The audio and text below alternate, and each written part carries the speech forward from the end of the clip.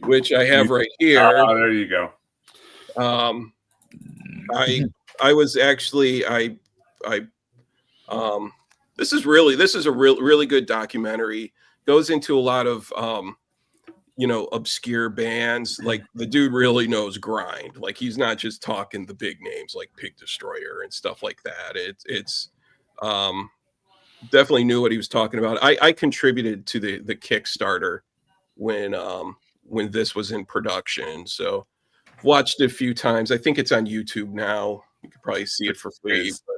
Yep. Okay, cool. And then let me see here. While we're at it, I'm going to show a couple tapes that I have right here. And let me bring myself up right here. Oh yeah, let me get you guys. There we are. So hey, that way you're in the picture. I like the inclusion. So now shows, VHS tapes. This one, let me see here. So this one right here, this is Napalm Death, SOB, and Agathocles. I never really knew how to pronounce that. It's a bit of a tongue twister for me. Live in Belgium in 1989. So this is Dorian era Napalm Death, SOB. I have that really early Napalm Death SOB split 7-inch. I honestly didn't realize that Agathocles was that old, or that they dated all the way back to the 80s. Oh yeah, absolutely. And I mean, talk about one band that's never changed their style at all. It has released what, like 30, 50 albums, or just splits and everything. They're prolific as hell. Oh yeah, and it's all 7 inches. Yeah, they're a band where I'm content just buying like a compilation CD, not the hundreds of 7 inches that they have out. So yeah, this is one tape that I've had sitting around for ages, and then now check out this one. This is sick. It's Fear of God, Ass Suck. Damn. And I don't want anyone in the chat correcting me and saying it's Ass Sook. It's Ass Suck. All right. Discordance Axis and Plutocracy. Fear of God in 87, Ass Suck in 1990, Discordance Axis, a radio broadcast. I want to know what radio station that is that does a live in studio of Discordance Axis. And then Plutocracy in Berkeley, 1992. So seems like, with YouTube, the days of VHS tapes have gone by the wayside, really, because everything's messed up. Yeah, but so I figured I would start by just showing a couple of tapes that I had sitting around. But anyways, hold on, I'm trying to figure out how to. Also, remember Eric's Grind Crusher comp didn't really feature much grind at all. Maybe Terrorizer. Yeah. On that, there was Godflesh and Carcass and Morbid Angel. Yeah. I have one of the Grind Crusher comps. I mean, Earache though, it's still a lot of early grind came out from them. So that's what I have to show first. How about Ben? You're up. What do you have? I don't have any videos at all, really. They're all kind of put away. I've just got CDs and an LP, a couple 7 inches. Just random pull. Or you want to get into it? Yeah. All right. Whatever. So I didn't rank anything. I will say, this is one of my favorites or whatever. But yeah, let's just go with some random pulls. And another thing, we discussed this backstage, but if one of us shows something that the other was going to show, we're all just going to show it at once and get it out of the way, these guys recorded a couple full lengths, but I don't really like them as much as this split with Disgorge. This is Squash Bowels. Yeah. one of my favorite grindcore band names. Not much of a cover to look at, but grind your fucking head. This is the Mexi Gorge, of course. But when I think grind, yeah, this is pretty much like what I'm thinking of, just endless blast beats, really stupid, not very musical. It's kind of all about like knuckle-headed kind of violent grinding. There's just a certain quality about the kind of music that feels like pushing hamburger into a grate or something. It's just, that's what it feels like when you hear this kind of stuff. Yeah. This stuff is really fast, short songs, super blasty. They do a AC cover, which is kind of like the rockinest tune on here, really. I wouldn't think that AC was a band worth covering, but they do what is it? I can't remember. Radio Hit, which was probably the best song on Everyone Should Be Killed. That was the Morbid Florist. Radio Hit was also on the corporate Death, that classic Relapse comp. I'm pretty sure Radio Hit was on that one too. Yeah, that's a good AC song. Absolutely. Did anybody else have that poll too? Nope. No. I was gonna pull I have a Squash Bowels out there somewhere, but I didn't get around to it. So. They never really got around to doing a full length until like 2010 or something like that. And by that time, everything just kind of sounded a little too clicky and digital. A lot of these bands, I feel like my favorite stuff from them was the splits and EPs and demos and stuff. If a grindcore band was able to pull out a full length, usually by that time, they kind of like lost some of their luster. I don't really love I like the first couple of Napalm Deaths, but I don't really reach for them when I want to listen to grind, even though they're super instrumental. Even like Carcass, when I want to listen to Carcass, I listen to Carcass, but I don't think, ooh, what's a good grind band to listen to? Carcass? I just don't really make that connection, Agreed on that one. I don't have any Carcass pulled for that reason. Just right, yeah. I don't either. I don't have any Napalm Death. There's a couple things that I've just kind of like obviously omitted because I want to talk about a little bit more underground pulls. Nothing to slag on any of the big names or anything. I don't usually listen to Napalm Death all that much. Over the years, I've always said this, that my favorite era of Napalm Death was early Barney stuff. Utopia Banished, Harmony Corruption, all that. But over the years, I've really gotten more into Fear, Emptiness, Despair, and Diatribes, like the mid to late 90s stuff that put out. That was a lot more groove. Fear, Emptiness is awesome. Yeah. Oh yeah. That's an excellent album. All right, cool. Logan, what about you? All right.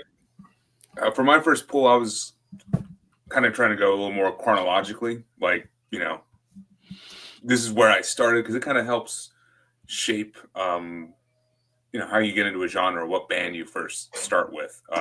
For me, grind is not like the first go-to genre. It probably is one of my most listened to genres of music just because of how easy it is to listen to and how much variety there is. But I got into grind probably a couple years after getting into more extreme like death metal and definitely sludge and doom. And the first band that really helped me to do it, and this is going to be one of the bigger bands I'll talk about, Big Destroyer. And now your stream is demonetized or whatever. Sorry. Are those boobs? These are boobs on YouTube. Yeah, and then we got the full. But this is the first grindcore album I purchased, and don't know why specifically. I think it was because Metal Sucks used to talk about this band all the time, and we can hate on that website as much as we want, but they did turn me on to Pig Destroyer, and this is probably one of my favorite Pig Destroyer albums. Would have gotten into them anyways. Yeah. Maybe not as quickly. I don't know. Like this was around the time that Book Burner came out, and they were really jocking this band for sure. So, but Terrifier, man, is a classic, in my opinion. Some of the best riffs. So Would this be on the grindcore side of things? Because it does slow it down sometimes and really bring Yeah, like these really crushing hardcore style riffs, and they do it even more so on like the later albums. yeah. Pig Destroyer, their really early stuff was straight up grind, like Hmm. Explosions in Ward 6 or whatever, and the early stuff was straight up Oh yeah. grind. I have I think of Pig Destroyer as um imagine something like the Jesus Lizard, but played really fast with blast beats in it. It's they're not grind core anymore, but No, you know, they're yeah. More like death. I don't know. I haven't like once I heard Prowler in the Yard, I was like, this band is dead to me. So Oh, you didn't like Prowler in the Yard? no, it's just like Slayer riffs with blast beats over it. I thought it was pretty formulaic, but I do have another pick That's from my them. favorite. Oh, you do? Yeah. I don't have any Pig Destroyer to show tonight, but I I'm do have. surprised. To do a plug, we did a Pig Destroyer ranking on the Metal and Beer Snob channel. For anyone interested, go check it out. It's up. Hell yeah. That's right. Yeah. I have something Scott Hull related, but not Pig Destroyer to show. So we'll get to that a little bit later. Okay. My turn. I'm up.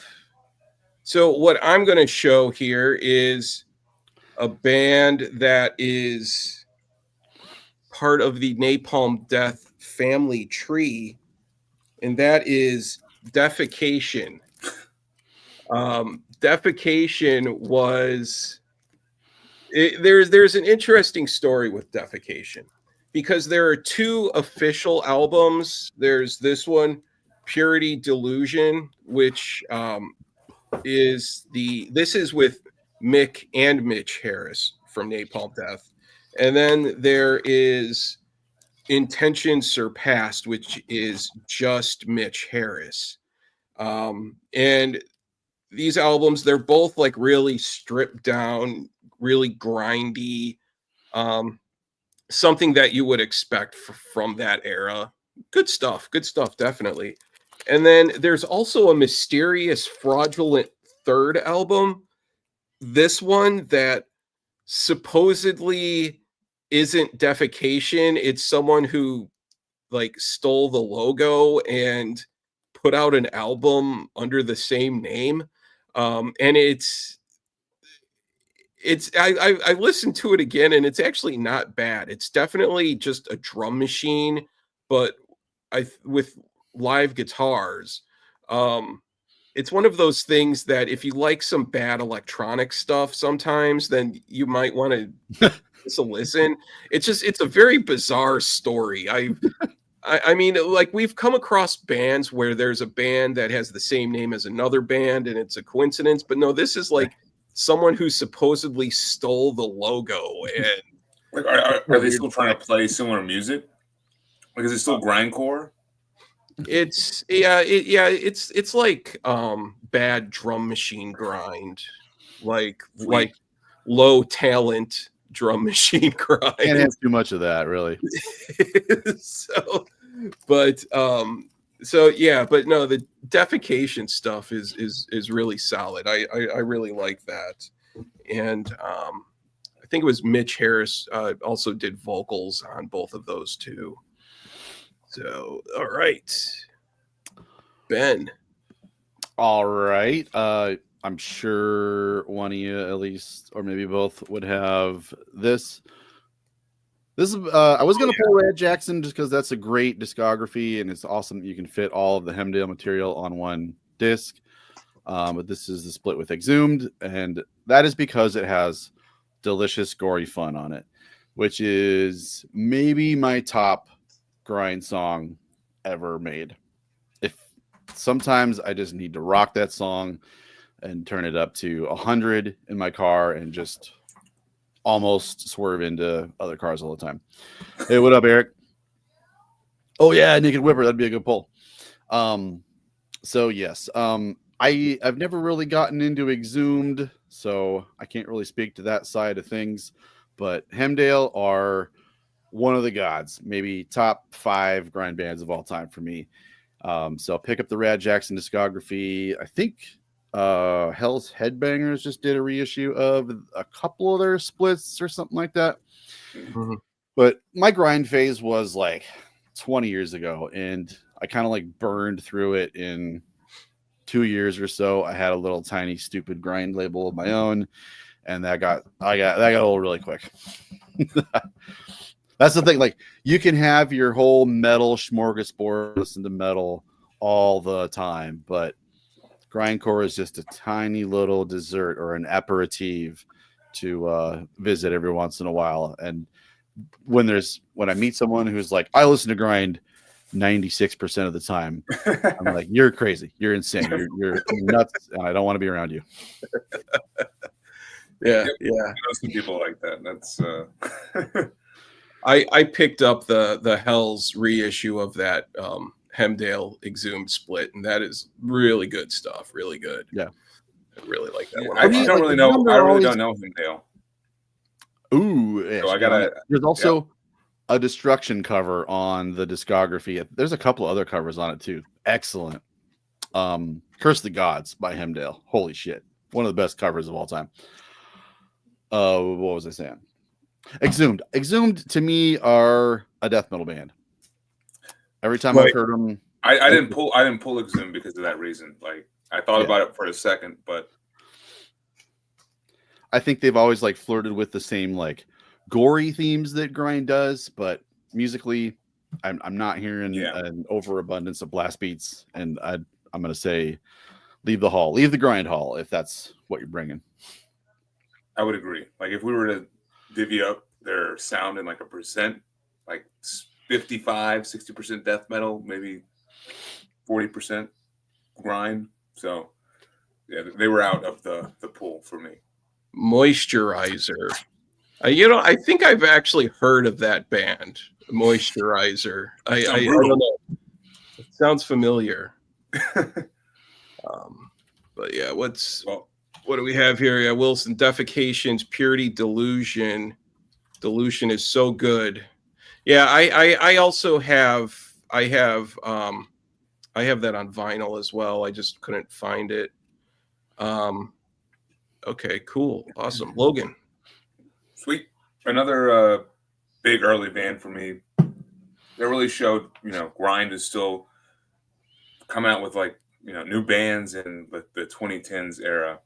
Wormrot. So this was one of the first grindcore albums I ever purchased. Dirge. This is their second one, and this is just such a fun album. Like, a lot of vocals that go every which way. Like, you got the hardcore shots, you got like the very low, you got the very high, and then it also can fit in some like melody here and there, and some slower riffs too that really help to make it. I was able to pick up their debut, Abuse, on LP too. This is fucking awesome.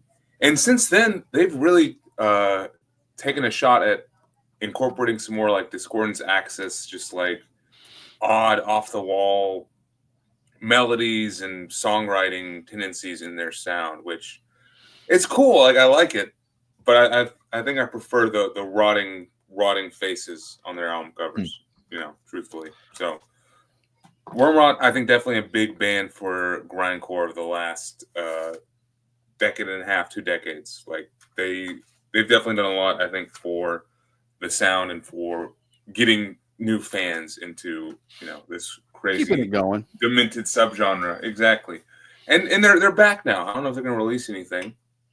Fingers crossed. I'll take it. But yeah, is it Wormed or Wormrot? I get them confused. It did an album like last year with the lady's face like underwater or something. Wormrot did, yeah. That was maybe 2 years ago. And then they had like a weird, they broke up or something, and then they're back together. I don't know, some kind of drama.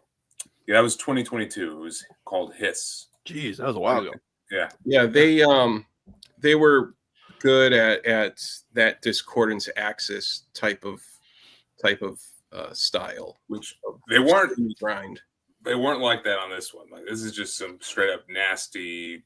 Like I would say grind without the core, just very like straightforward. You know, 25, 26 songs in 18 minutes. Gotta love it. Okay, cool. All right. I'm going to show a couple things that are early relapse. Ooh. And early relapse, I feel, is important for grind. I mean, definitely. It's, you know, for that time, and I'm going to get on my soapbox for a moment here. But, you know, for that time when you were just limited to mail order and to a brick and mortar store, I had been ordering from Relapse ever since they were, you know, their office has moved a few times, but there were some things when I got back in the day when I was like, and I still have these where I was just like, holy shit, I'd never heard anything like that. So one of the things is Flesh Parade, the Kill Whitey comp.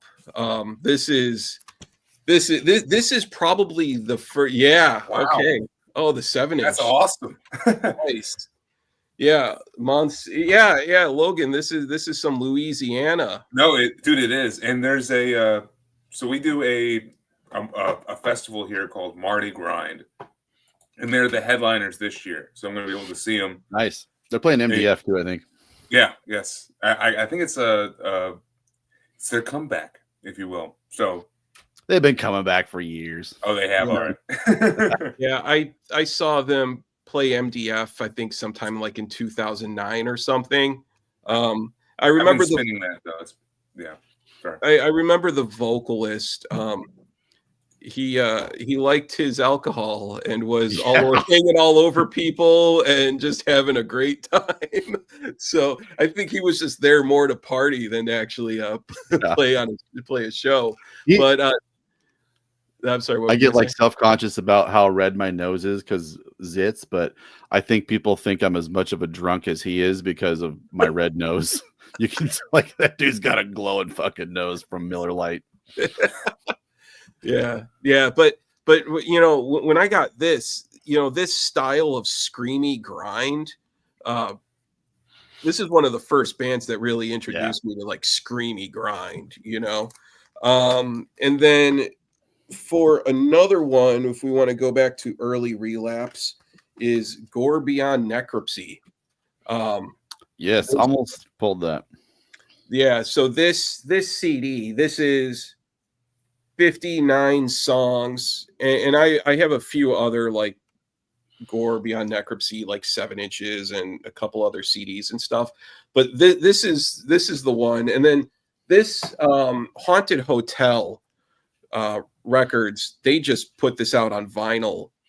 This is for the first time, like just like a year or two ago. Like it finally just got the vinyl treatment. But this one, when I got this, I was like, good God, what am I listening to? You know, and you know, it's like Blur, noise, gore grind, and the songs are 4 seconds long. You know, stuff like that. All 59 songs were probably just all recorded in a single take, you know, but still, this is when Relapse used to put stuff like this out. So there's that one. Ooh, this is a classic that I'm going to show now from the early days of Relapse, and this is Be Numb, Soul of the Martyr. This is another just like classic early Relapse grindcore album. Really good stuff, and kind of more of a like a live studio type of production. It's a pretty raw but well recorded album. So I really like that. I like that a lot. But this is classic, classic early Relapse. I've never really gotten into them. I got the Pig Destroyer split or something early on. I don't know, something about it. Yeah, that one. Yeah. Yes. Yeah. This is Robotic Empire put this out. This is the CD, but the 7-inch, I think maybe Relapse put the 7-inch out. I can't really remember. But yeah, it's good stuff. Yeah, Be Numb. I'm not going to say that they were. Oh, I also have like a 5-inch that they something. Which that reminds me. Fuck, I'm not going to find that. You still got time to pull stuff. Yeah, dude, I'm telling you. Okay, so now one more thing that I'm going to show that is early Relapse. Is let me see here. No, you know what? I think I'll wait. Yeah. We don't need to jump into it too much. Logan must be using the potty. What did I miss? I was trying to be discreet about it, but nice work. I'm busted now. What did I miss? Some early Relapse, Gorbion Necropsy. I saw that. Be Numb, Soul of the Martyr. Yep. Then what was what was Numb? Yeah, Be Numb. You showed the Flesh Parade, which I said Oh yeah, that's good stuff. What about their? Did you guys hear their album after that? The one with like the lady on the cover and stuff. Yeah, is that any good? I have that CD. I haven't listened to it in for ages. I remembered it being a big step away from. It's weird looking. Dirty Sweet. Dirty Sweet is what it's called. Yeah, I have that somewhere. I'll need to go back and listen to it. It's been a really long time since I've heard it, but I remembered it being like a lot different from the Kill Whitey CD. Yeah. So, I see. I thought you were talking about Be Numb. Yeah, Be Numb. I checked in on them and it was a little sludgy or something. And I'm really picky about sludge and hardcore and punk. I didn't get into metal from hardcore punk like most people do. So that stuff, I've gotten into it more in the last couple of years than ever before. So back then when I was looking for grinding, it was not face melting blast beats. I was just like, fuck this crap. Well, the hardcore element in it. So sometimes there are some bands that have just never clicked with me. Like this is going back to early Relapse, and that's Nasum. And Nasum have never really clicked with me, kind of just like how Rotten Sound have never really clicked with me. Wait, Rotten Sound has never clicked with you? That's Nasum I actually get. I only have one Nasum, but Rotten Sound is like I have them pulled. I love the drumming. Rotten Sound's drummer, the dude is like a machine. But there's something about the production, like it's maybe just more death grind. Something about it just doesn't really click with me. Like some of it too is the vocals, where the vocals are just too like they're kind of throaty. They're pretty deathy, like yeah, kind of throaty. But I think I'm able to accept any kind of vocal style in grindcore. I don't know if I've heard clean vocals, but I'm open to it. I've vocals that I really like the most are really shrill, high-pitched screaming vocals. Yeah. Especially if the screaming is sort of monotone. If because I've heard bands do corny shit that sounds really bad. Like where a vocalist is screaming but trying to harmonize too, where it's like, what the hell are you doing? Like some Travis Ryan kind of shit. Yeah, that or when or if they have like two vocalists and they're doing bad, no. This and that, once in a while I'm like, and that's one thing going back to sort of John Chang and his style of vocals is he's really good at that high-pitched screaming. I mean, as he's gotten older, he doesn't scream like he used to, but that high-pitched screaming, but also sort of like monotone where it can fall flat, but it sounds good if that makes any sense at all. I have an example of what I'm talking about though that we'll get to in a bit, but okay, right on. So Logan, did you show anything, or are you? I forget. No, you were taking a potty break. I think Ben's up, right? No, Ben. Yeah, I miss your pick, Ben. Let's go. No, Ben's ready. Get Ben in there. I'm just gonna slide right off of the Flesh Parade into Mule Skinner. Abuse. So this features Todd Capitan of Flesh Parade on drums. Yeah, a lot of people somehow missed this one, but it rules almost as much as Kill Whitey. I would say it's like Kill Whitey without the insane vocals of Flesh Parade, but man, this thing rips and blasts like you wouldn't believe. Mule Skinner, that's a new one for me. What label is that on? Sludge. I don't really know the label. It's a French label. Oh, okay. So I don't know, but yeah, real perfect companion to Flesh Parade. Real good. I want to say there's other issues of this with that as the cover, I believe, unless maybe they just have other stuff. But Mule Skinner has also been active for a real long time. 87 to present, and they have 2 full lengths, 96, which is that one, and Airstrike from 2018. This is the only one I've heard. Okay. But one of my favorite things about Flesh is the drummer. That guy blasts real solid. Yeah, definitely. Good pull. All right, Logan. All right, so I wanted to show a classic real quick to get out of the way. This is one of those that I,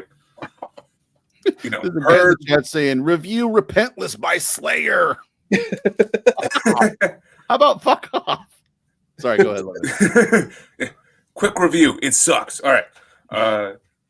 Boom. Got to talk about World Downfall real quick. We already mentioned like Napalm Death and other bands that were kind of classics that were not pulling, but Carcass, that was it.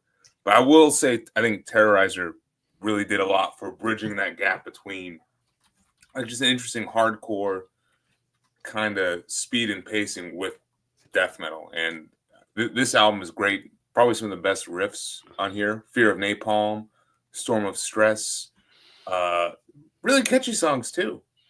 Corporation Poland. Love that track. Yeah, this is a great flawless album. Probably one of my favorite. It would be in the top 5 if I were to like rank just grindcore. It would be in my top 5. So gotta mention World Downfall. I didn't even mention that or pick that because that's like the king of them all, the fucking best one. You've got your top 5 list of grindcore albums. This is above that, way above all of them. Yeah, absolutely. For me, I'm gonna go and slide in another one real quick. Repulsion Horrified. I mean, Flint, Michigan represent. What better way than with a melting face? 1989, just nasty stuff, and yeah, one of those bands where they're like kind of doing their own thing back. Like it almost sounds like a more primitive version of what death metal was, and because of I think how primitive it was, it does sound fairly grindy. So wanted to mention them real quick. Also in an echelon above our picks. Yes, we'll put them up there, and then we'll talk down here for the rest of the stream. Those are like the Futurama Frozen Head presidents of grindcore. Yeah, you walk in the museum and this head talking to you, and right. David Vincent back in 1988. You can usually tell a good grind album because it will have a rotting head on the cover of some sort. Yeah. So far, I think the majority of my album covers have had rotting heads on them. So, yep. We're doing pretty good. So here's that other Flesh Parade. That's it. What kind of album cover is this here? It's stripper core. I guess is she bending in a weird way that's like kind of fucked up? Is that what the grindcore element is? What are some of these song titles here? Nah, we don't need to go over that. Yeah. good idea. We got an hour left. So, all right, yeah, we won't. It's a grind stream. We're quick. Yeah, we're going. But okay. So what I'm going to show is, since you pulled Terrorizer, I'm going to show something that is Terrorizer Warship. And this is off of Mortville Noise, and it's Corpse Eater. This album is really good. It's total Terrorizer Warship. Really awesome stuff. I'm pretty sure it's a drum machine, but like the guy uses a drum machine really well. Really good stuff. Total Terrorizer Warship type of stuff. And so I have that one. And then here's another classic, Excruciating Terror, Divided We Fall. This is more of like the hardcore type of stuff, but yeah, this is a classic, man. Excruciating Terror. And then I'm also going to show off, these are by a band called Drogheda. Oh, and ugly vocals. I mean, just like ugly vocals. You know, in the liner notes for one of these too, I mean, it's blasty, noise grind. In the liner notes for what is it, this one? Because Ben, you were saying that, you know, Andy from Mortville.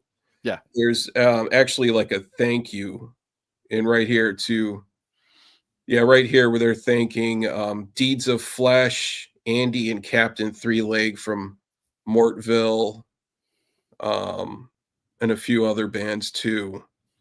So, but yeah, Drogheda, this is just filthy stuff. I have a demo compilation of theirs. I haven't pulled that out in forever. Yeah.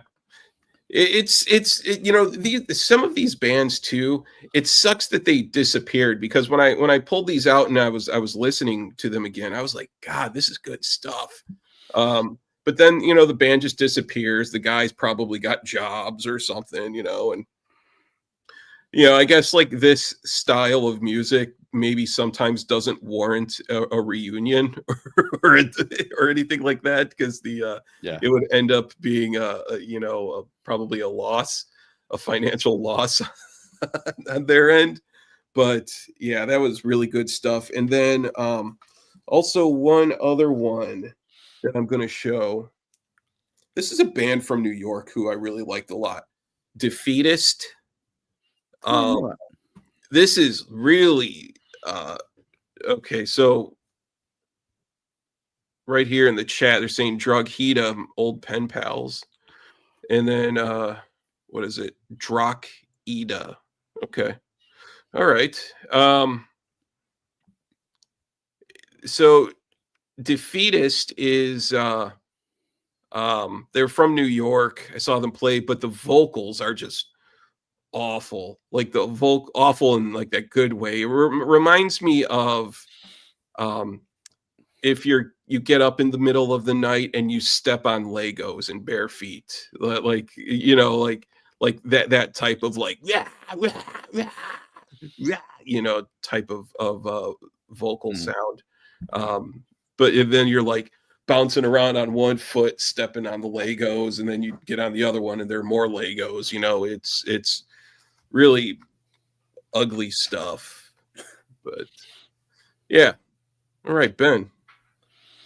I'm gonna pull this one because I think maybe you'll also have it, but I put this on last night. This wasn't on my list until last night. I was like thumbing through my CDs and going, "Oh, whoa, this might actually fit." Put it on and it totally fits, although I think they do kind of a lot of other styles. So let me know if you think does Immortal Fate's Beautiful belong in the grindcore list here? Yeah. It's never heard that band. Oppressingly heavy when it's grind. relentless blast beats. I think the drummer on this played in Plutocracy, so a little bit of legitimacy there. Yeah. But they do some sludgy stuff, and they also played in a lot of other kind of Bay Area sludge bands. Aren't there some members from Nooth Crush too? I think But so. I don't know. Kids who like cut their teeth in sludge bands and hardcore bands, and I think wanted to do like a death metal album. So it kind of is death metal-y, but they brought the furious intensity and relentless blast beat to it. And it's really unique. It's got kind of a crappy guitar tone to it, but I think it works really, really, really well. What name are we talking there again? Immortal Faith is what he said? Yeah, Mortal Fate. Oh, Fate. All right. And this Here's no reissue one. came out on 625. No, originally came out on 625, but this reissue from Nuclear Ass has the Faceless Burial EP from 92. Essential stuff. Not 100% grindcore, but when it is grind, it does it. Yeah, well, you know, I pulled a couple that I'm going to show tonight that are not grind, but have grind elements, you know, or you know, something like that too. It's yeah, but yeah, good pull. I was just listening to Nooth Crush last night. I picked up a 10-inch. That was a live set that they did in like 1996 or something like that. But all right, cool. Nice one. All right, Logan. All right. So when you were talking about your old school Relapse, you know, and I know someone in the chat mentioned this, I was just waiting for you to mention this band, and you didn't. But it's okay. I got you. Brutal Truth. Got to talk about Brutal Truth real quick. Need to Control. What a weird fucking album. When you want a grind album that is trying not to be grind, this is the release. Yeah. It's bizarre. It opens up with like a fucking doom metal song. Like it's slow and like sludgy and yeah, but still all Brutal Truth. And what an interesting band across the board. I definitely have enjoyed, you know, these guys' discography when I can find it and pick it up. They've got a couple killer albums. Their debut is great. Sounds of the Animal Kingdom's awesome. And is it Kill Trend Suicide, an EP they released in the late 90s, is also perfect. So that's the only thing I have from them. I need to get more. Yeah, this is highly recommended for me. This is the first one I was able to find from them, and definitely it's a weird grindcore album because it's 40 minutes. You know, you're used to like the 20-minute, the 15-minute long releases, but this is 40 minutes, and we got like songs that are well within the 5 or 6 minute mark. They make it worth the while though. So definitely, Kevin Sharp was a great vocalist. Yeah, he had a lot of range, a lot of different, you know. Venomous Concept kind of rules. I agree. I absolutely agree. Yeah, I have a Venomous Concept album. Good stuff. It's like it's one of those kind of geriatric grinder albums that you think would suck, but they actually kind of slap. Yeah, because I think Shane Embury is in and King Bozo. Okay, yeah. Which I'm not even a big Melvins fan, but I'm not sure if Bozo plays on all their stuff, but pretty consistent. Another kind of geriatric-ish band that you would think would suck, but are kind of spotty. I love Lockup. I didn't pull it, dude. But Pleasure's Paved Sewer is pretty good. Live album is really good. Yep. Nick Barker knows how to grind on the drums. Nick Barker makes that album for sure. Hate Breeds Suffering, their second album. That's my favorite one. That's got At the Gates vocalist Anders, I think, on vocals. Yeah. The first one, which is the one I have, is Takrin, your favorite producer. My buddy. Your buddy, Peter Takrin, on vocals. Yeah. All right. I would agree, though. Good call. Yeah, Brutal Truth. Good pull. I one thing that I never completely could wrap my head around was the stoner grind thing, because I like Exit 13 too. my pothead days are way, way in the past. But when I went through that phase, luckily I grew out of that phase a long time ago. But when I was in that phase, I was listening to a lot of stuff like Electric Wizard and, like really kind of doomy type of stuff and droney. I grind and blast beats, and then being high, Yeah. never made much sense to me, but hey, who knows? Okay, cool.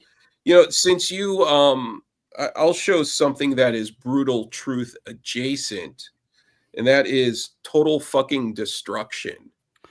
Oh my god! Yeah.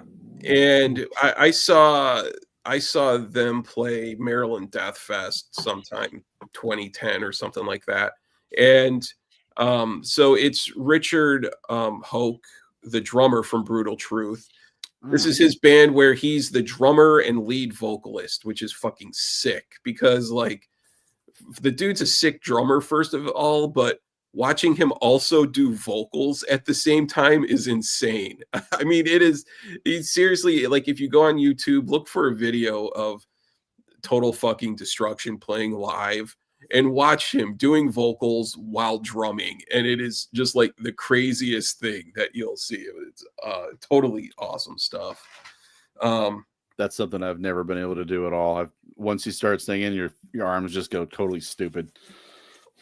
I don't get it. It's the drummer / lead vocalist. It's definitely a talent. It's a talent. Okay, so all right, so now I have a couple here that I'm going to show that aren't grindcore, but have grind elements to them. And the first one is Old Lady Drivers. This one, this album kicks ass. I mean, this is kind of more of like a strapping young lad type of, but the vocals in this one would just fit perfectly in for a grind album because they're just so screamy and angry and hateful vocals. Yeah. But yeah, this is a really good one. So there's that, and then here's another one, Disassociate. Disassociate, pretty sure they were from New York. Kind of more hardcore, but a lot of blast beats, but then also kind of just a lot of weird electronics too. From what I remember, I think the vocalist from Disassociate also had like a noise project. I can't really remember what they were called, but yeah, they fit into that category of there are grind elements in their music, but they're not really grind.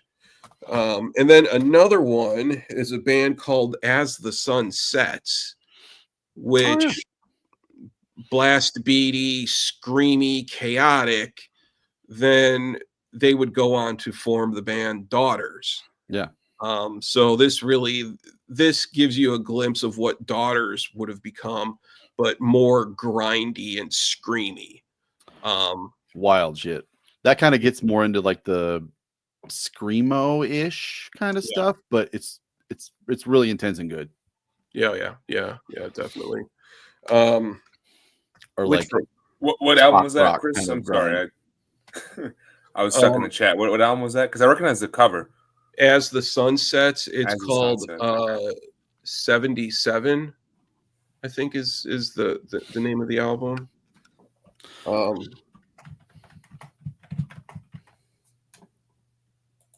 Some of that Rhode Island grind. All right. Then okay. So there's that. You know what? I really doing these like deep dives or these streams where you need to go in and pull stuff out of your collection. It's such a nightmare because my collection, I can never organize anything because now I just have like a maze. Like I have stacks of CDs and records all over the place that I need to like kind of walk around. And then tomorrow morning I'll get up at 5 a.m. and I'll stumble around and I need to step over stacks of CDs, you know. But it's such a pain in the ass. Well, why couldn't I just grow up to become like some dude who just goes to the gym and plays basketball or you know like Golf, maybe? Could you golf, you think? or golf? Yeah, why do I need to be so complicated? Ugh. Anyways, okay, That brings us to my next pick, Avril Lavigne. yeah, okay. So talking Grindcore, about superstardom. stuff that's grind but more screamo, bucket full of teeth. Yeah. This is two of the members of the screamo band Orchid, who I just saw a couple weeks ago play here at the Metro Theater. Bucket Full of Teeth was two of the dudes from that band Orchid. And this was more screamy, grindy stuff that kind of more is like an As of the Sun Sets type of vibe, the music, but you know, really screamy at the same time too. But yeah, more like kind of like that style of grind. Which Night, by the Peter. way, I'm sorry. So night, Peter. Oh, all right.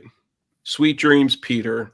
Thank you for don't let the bed bugs bite. All right, cool. Yeah, so that's what I have. All right, Ben, you're up. All right. I'm surprised how we haven't doubled up quite yet, but I still have about a dozen picks or so. And then I have an honorable mentions of stuff that I don't have physicals of. However, I just showed it. This might be my top, excluding Terrorizer, etc. But 324s, customized circle, 7-inch, and CD EP. It's perfect. It definitely falls under the tree of Terrorizer. Do you have Son of Desecration? Yeah, that's pretty good. This one, I think after this, they got a little kind of sludgy and a little different. And for me, this, like, if you say, what's grindcore, I'm going to hand you this. Yeah. No question. It's got moshy, slow kind of parts without being cheesy. But it's the most intense thing you're ever going to hear. So they're a Japanese band, put out on HG Fact was John Chang's label. But this was on 625, who was related to Immortal Fate somehow. I'm not sure. I think they were like a Southern California label. But seriously, if you only take one thing away from this, from my picks anyways, this is going to be it. 324 customized circle perfection. Man. Yeah, I'm definitely realizing there's a different era of grind. Like when were they putting out stuff? Was that like 2000s or late 90s? So this is, I don't remember. I want to say this is kind of like 96 or something. Okay. Customized circle 98. So there's a demo version of it. 98. And the CD has 1, 2, 3, 4, 5, 6, 7, 3 more songs on it. I'm not sure what they're from, but this is about maybe 12, 13 minutes long. 7 inches, maybe like 10 minutes or perfect. so. But it's great. Production. I'm gonna have to seek that one out. Meaty.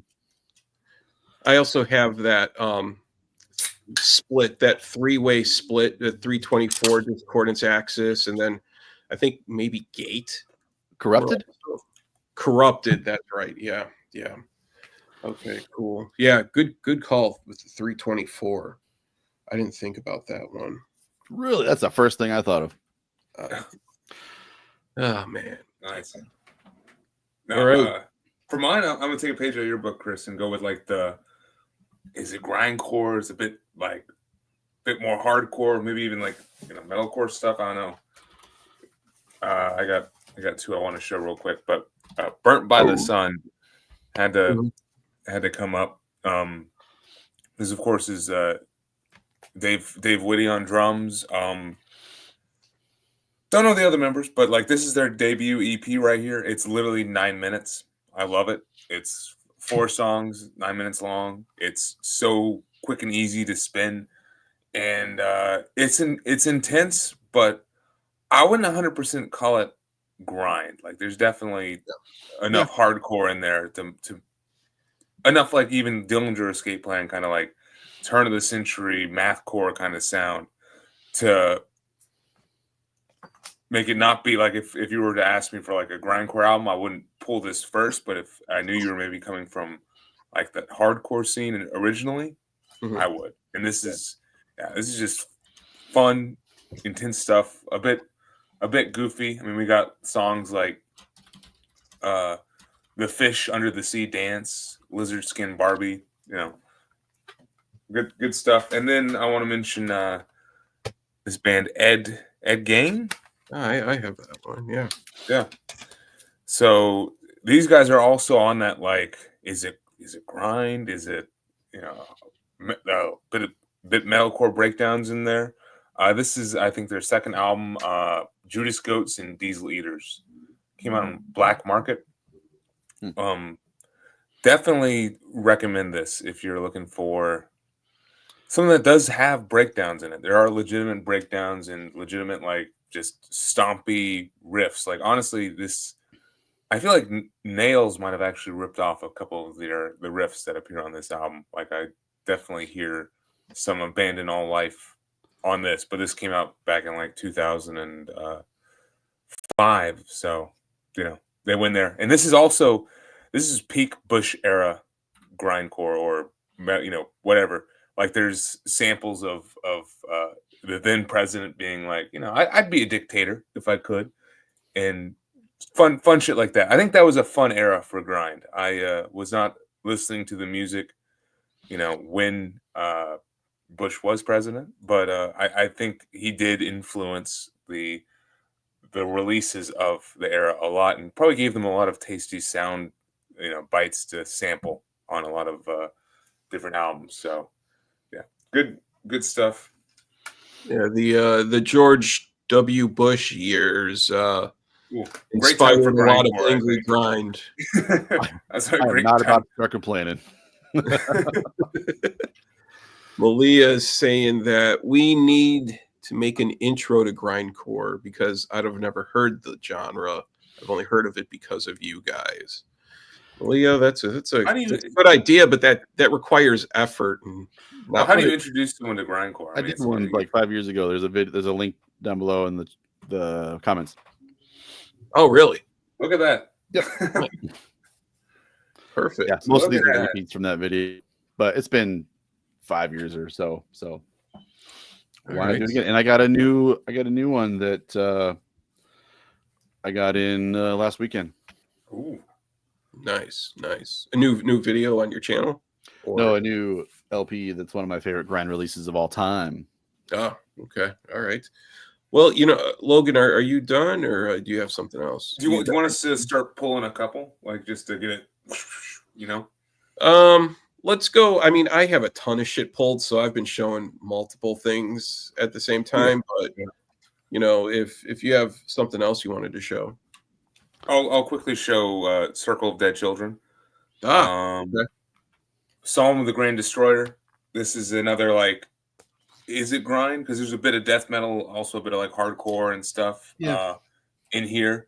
Like it goes a lot of different ways, but the main thing it does, it's over the top for the sake of being over the top, and I feel like that is a grindcore or a grind element in of itself. So I just wanted to show these guys real quick, and they broke up. This was their last album back in 2010, I believe, on Willowtip, and they don't get mentioned anymore. So wanted to mention them real quick. Yeah, they were cool. They're kind of like along with Morser, were kind of grind adjacent, good stuff from back in the day.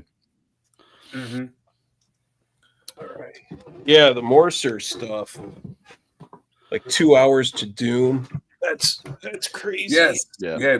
You showed me that one, Chris. That one is. That's a weird album, honestly, because it doesn't feel like it should. The song should be, a minute long, but they are. So. All right, I'm going to show.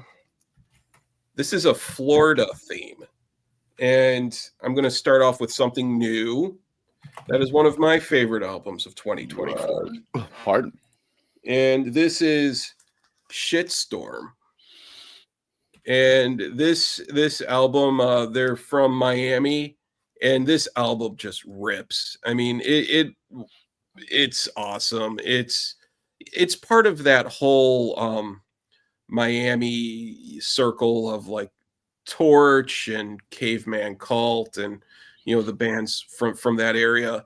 This is really fucking good stuff. I mean, really good grindcore. Definitely more of like that phobia type of sound. Really awesome stuff. I really like this one a lot. Highly recommend it. And Magruder Grind Shitstorm split. We'll quickly show, and then yeah. And this next one, it's necessary to show it. That is Ass Suck, of course. I mean, yes, Misery Index, classic. I need to get Anti-Capital. I need to get all of it. Yeah. Good luck finding them. Yeah. I know that there are some bootlegs floating around now. These are all OGs that I have. I mean, these two, I've had these since college. Absolutely just classic stuff. This is a unofficial or semi-official discography that Blast as Fuck put out maybe like 10 years ago or so, and rumor has it that now this is a real press that I ordered from Blast as Fuck. I used to mail order my grindcore from Australia. Me too. No Escape. Okay, yeah, another one. And but like Blast as Fuck, I ordered so much shit from him that they should have sent me like a gift basket for the house. Something. So this is a semi-official discography of everything that Ass Suck recorded, but apparently Steve Heritage would not approve of it being released. So all of the copies were destroyed that weren't sold because it wasn't authorized to be released. I kind of like that Steve Heritage is like a curmudgeon about the Ass Suck stuff being released because it keeps it from like getting into the hands of all the young people and having like 27 different vinyl variants of it and just becoming like falling into that whole like gimmicky side of things. So it helps. You don't want a splatter Ass Suck album? No, I don't. No. And so it helps keep it all kind of like floating in obscurity in a way that he won't authorize the release of the licensing of the music to anyone. But yeah, Ass Suck, dude. This stuff is so classic. Oh my god, it's so classic. And especially too because Steve Heritage was also I think he was a recording engineer at Morris Sound Studios in Tampa. Yep.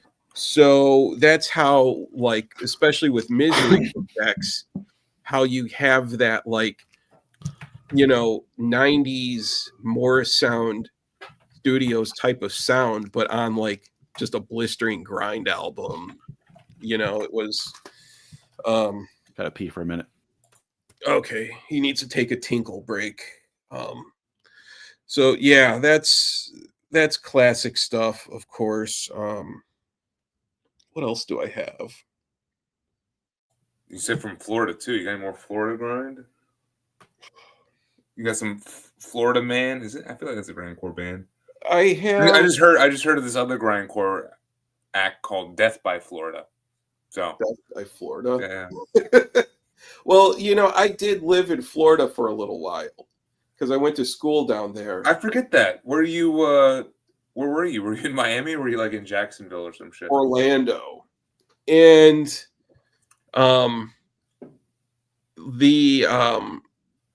being on the coast of Florida would be a lot better than being inland, where it's just humidity and gross bugs. No and relief.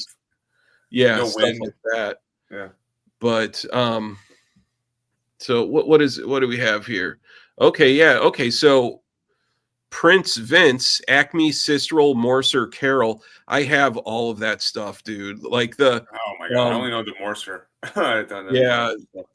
Morser kind of lost their ways in like their later albums, but all of that per choral record stuff, um, it all of that like chaotic German hardcore from the 90s. The Acme CD is classic. The Sistrel stuff was really good, and I mean those bands really were just a rotating cast of just all of the same dudes playing in all of the all of the same bands. I think that's the thing with my connection with grind. It's a very American connection. Like I haven't made the global scene yet. Like I don't know like the European stuff as much outside of like the big names. There's a lot of stuff from Japan that I've always really loved a lot, and Australia. Um, the Australian stuff is killer, and then Japan, of course. You know, a lot of really good stuff always out of Japan, like Unholy Grave, yeah, Final Exit, yeah. I have a Final Exit 3-inch CD somewhere. I just didn't feel like digging it out tonight. That's Yeah, right. Unholy Grave have been around forever. Here, do you want me to go real quick while we're waiting for Ben? Yeah. Well, what do you need to take a potty break too? No, I got a poll. You want me to, Oh yeah, yeah. Why don't you yeah, pull some? we're we're showing albums, dude. Let me see. I want to talk about "Fuck the Facts" real quick. This is actually a pretty important grindcore band for me. This might have been the first grindcore band I saw live.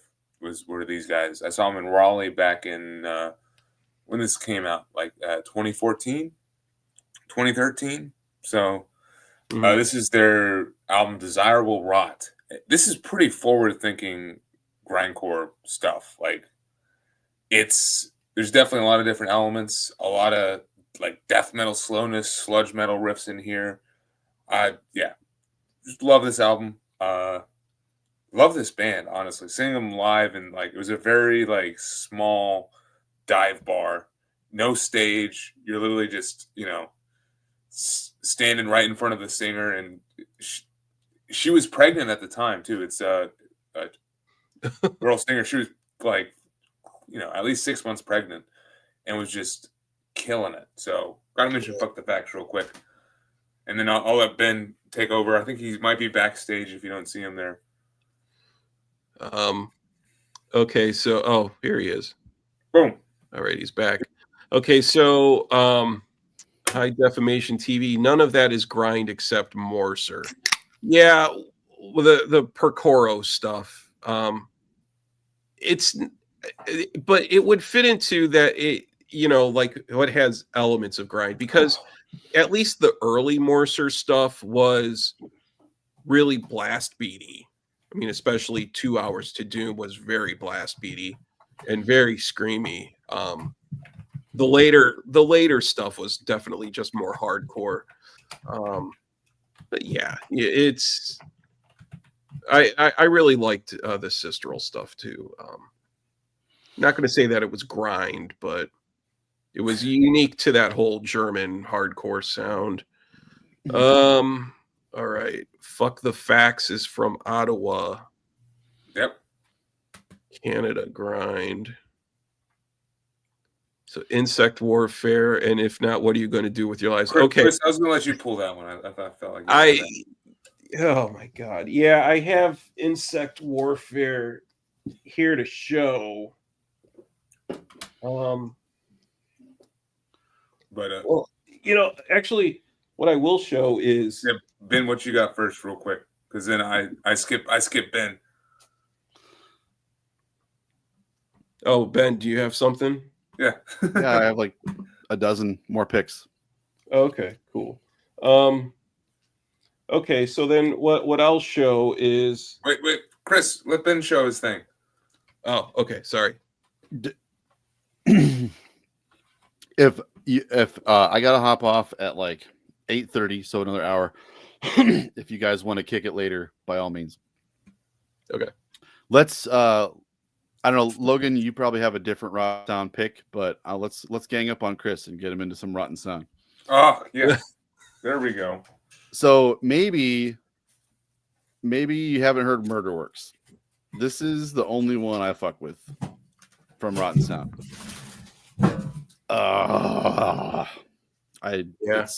It's a little death grind, but the crunchiness on the guitar tone is excellent. It really represents like a future sort of era of grind, and I'm talking like post 98, somewhere around there kind of era. It's got a real kind of like cybery sort of style, and I think that's like Rotten Sound's whole thing. I mean, they started out kind of like typical, but they really got into this kind of thing, almost kind of like a Cadaver Inc. Ooh, that would have been like a great pull. But if this is the only Rotten Sound you hear, this is the one that should turn you into a fan, in my opinion. I've dabbled in a couple of the other ones, and I am just so much in love with this album that if it isn't this, I don't care for it. It's funny. That's how I feel about this one. This is Exit. I think this one came out after Murderworks. Yeah. This came out in 2005, so maybe it's like 2 after. And I think this was like 99, 2000. Yeah. Definitely, or maybe this is 2002, but definitely I agree with the death grind, and that might be why you don't like it, Chris. It's not screamy. They definitely go with the lower register vocals and a lot of the guitar riffage sounds. They incorporate a lot of groove in their style. Yeah. See, so you got some. That's an EP right there. I have this one. This is an EP of Napalm Death covers that they put out. And then I have the first 2 Rotten Sound albums. There was like a double CD edition that had the first 2 in a jewel case. So I do have that one, and it's good. I think maybe I just have never listened to them enough or given them enough of a chance. Murderworks. Yeah. Exit. But yeah, Murderworks. Okay. Cool. It doesn't have that like relentless blast beat kind of thing that you would expect from grind, but to me it is more intense than just death metal. Okay, right on. What I'm going to show here is, this isn't grindcore, but it's more tech grind, and that is the first Origin album. I love this album. That's an interesting pull. I would never have thought of them for. I think of it as like tech grind. It's really good stuff. And then this one too that they put out, that is especially this one where it's a coming into existence, which is their first EP, and then also a demo is on this one. Really screamy, a lot more kind of Discordance Axis type of sound. But yeah, this first Origin album, I love this one. This is so good. Some people might argue like that's not grindcore, and it's not grindcore, but it's death grind or like tech grind. It's definitely very technical, but really grindy at the same time too. Yeah, let's see here. What is it? I saw them at Jungle Rot and Deicide. Origin, yeah, Origin's really good live. I saw them. Nick Gear, happy birthday, Nick. Happy birthday. What a great way to spend it, huh? Yeah. Your present, sir. So yeah, Origin. I saw them live Metal Fest 01 with Pig Destroyer and Nasm with Mayesco on vocals. Oh wow, that's cool. Nice. Relapse had like a their own stage where only Relapse bands played, but for some reason all the bands decided just to play right on the floor. So you would walk into this like auditorium, and it would just be like people, and you would have to like get through all the people to even see the band. It was weird. And seeing Nasm, and like there was like 30 people there. It was wild. Dude. What That's pretty cool. Plus, was this? 2001. Oh, okay. While And like Opeth is playing in the other room, and In Flames in the other room, and Christian, and what was that, Maryland Death Fest or no, Milwaukee. Milwaukee. Oh, Milwaukee. Okay, cool, nice. Yeah. So no. Okay, I do have Insect Warfare somewhere. If you understood the stack, the piles that I have, I'm like frantically digging through. Like, oh, where is it? It's over here. Blah. I have some Insect Warfare to show, definitely. But Logan, you're up. All right. Let's see. I'll go real quick. Newer band. I'm wearing the shirt. I want to mention Full of Hell real quick. I am a big fan of these guys. I celebrate the whole catalog, if you will. This is their debut, Roots of Earth, Consuming Home. And I think on this one, they definitely start a little bit more of like that hardcore vibe, that hardcore kind of sound where it's... I'm trying to figure this thing I know, out. what the hell? Forget it. But from there, though, they really start to experiment and bring a lot of interesting elements into the sound. Like they really diversify. They've become one of my favorite bands to follow. They collaborate with other projects, which is always cool. Like I got their collaborative release with Primitive Man, Suffocating Hallucination. Mm-hmm. This thing is awesome. It's like a weird, like funeral doom, noise and grind in one like 30-minute release. I enjoy this thing. And then probably one of my favorite albums of this year, Coagulated Bliss. Love this album. They get a little bit more artsy on here. It's like they were definitely experimenting with a little bit more harsh noise elements on their last album or two. And this one they kind of open it up with like, I would say like noise rock or garage rock. There's a bit more of an interesting sound and stylistic choice here.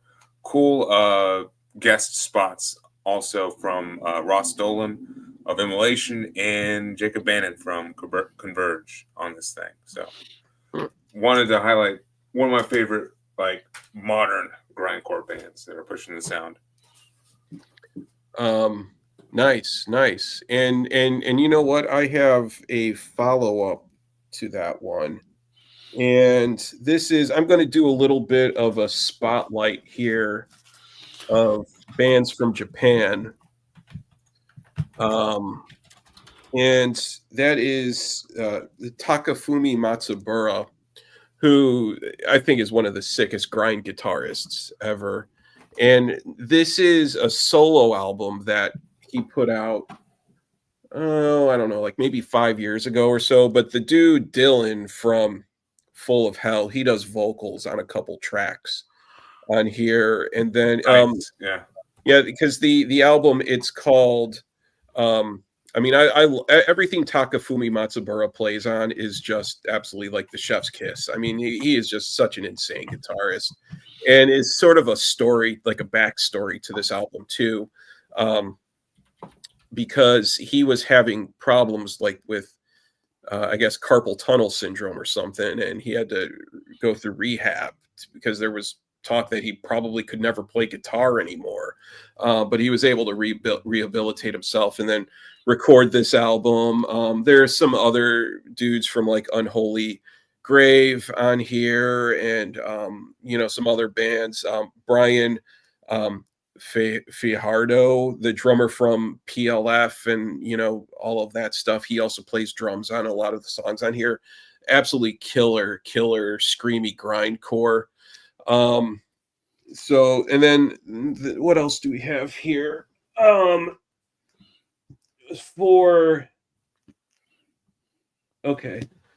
now Gridlink.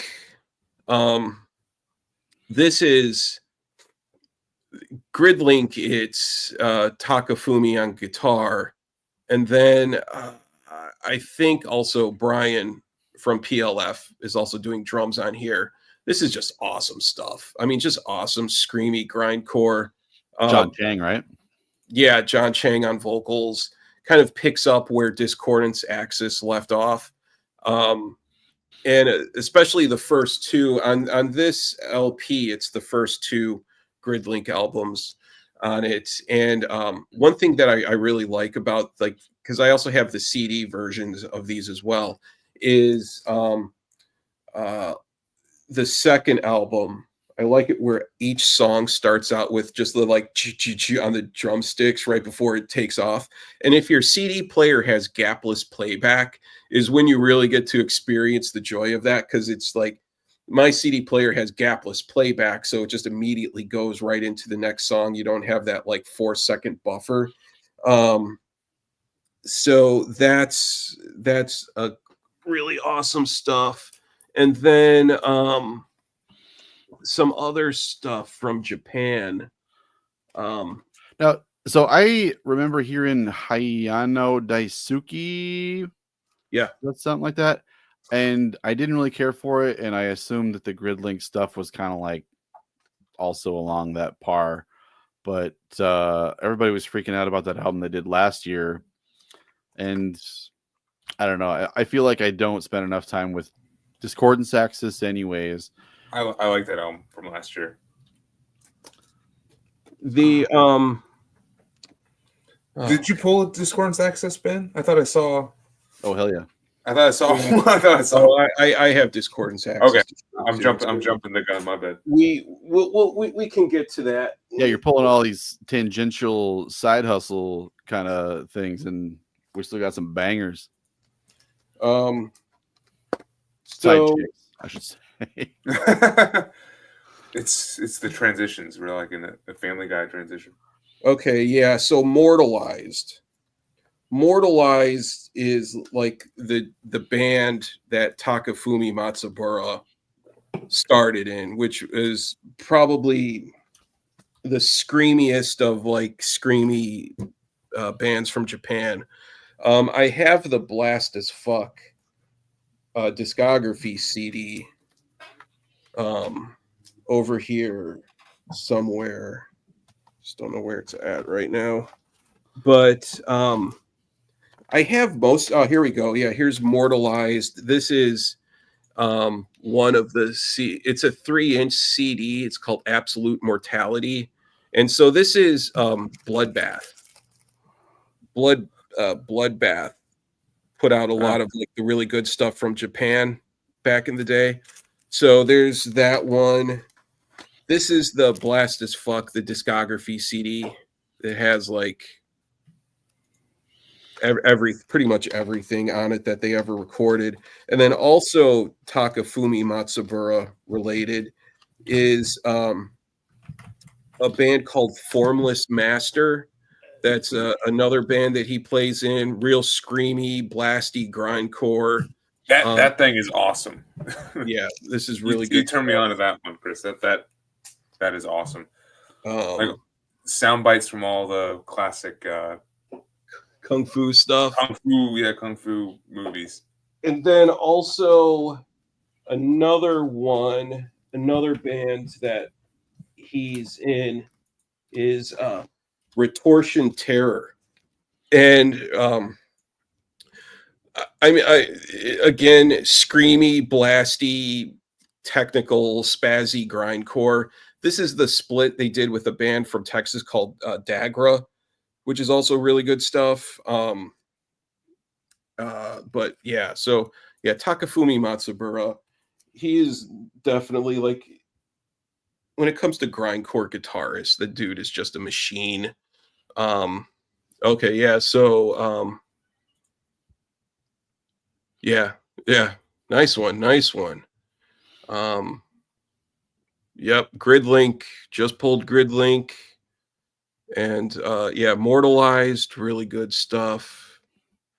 Okay, so I have some stuff from Spain and South America to show in a bit.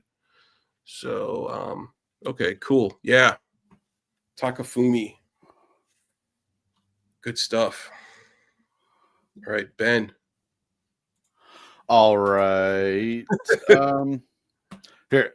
Are you on Discogs? Well, we're No, Ground Zero Salem just made a big nasty drop, and I'm putting shit in my cart and going crazy. Might as well. Joho is my favorite Discordance Axis. Yeah. Most people like the Inalienable Dreamless. I have it on LP too. Yeah. Something about this one though, like the way the riffing is juxtaposed with the blastiness. There's a lot of like dissonant kind of riffs going on that I really, really love. Like I don't know, if only for the reason of Flow My Tears, the Policeman said, like, dude, Yeah. it's explosive. Just hearing John Chang just do that without blowing a blood vessel in his head is insane. Yeah. Like, I don't know how he does it. The DVD that they put out back then is Picadori, is really, really cool. But this is maybe just below a 324 in customized circle in my pantheon of godly grind releases. Yeah, this one has that song on it where before when I was talking about the style of screaming that I really like a lot. There's a song on here called Come Together, Fall Apart, I think is the name of it. And there's this scream that he in the song where it's just like long and drawn out screaming, like how are you not coughing up blood, like with the scream, but it's that thing too where it's like the pitch of the scream is it's just like it's not some type of shit where he tries to harmonize with it or anything, it's just like it's a good scream, but then there's also the crash of the cymbals behind the scream and everything that sounds really awesome. But okay, yeah, so this one I had to pull it. I know that anybody who has seen any grindcore streams that I've done in the past, I've spoken at length about how the Inalienable Dreamless is my favorite grind album. I for somehow like when I listen to this one, it's so seamless, and the whole album just feels like it's one song that that they recorded, and it's just so good, and also for that time too, the production is excellent, and the vocals are really good. Dave Whitty's drumming is sick. I have the DVD that you were talking about, and then I also have the book that was written about this album. Somehow, and I've also found some way to justify owning 17 different pressings of this too. So, so yeah, I'm not saying I'm a fanboy. No, I'm not like that, but this album, it's just absolutely perfect. Yeah.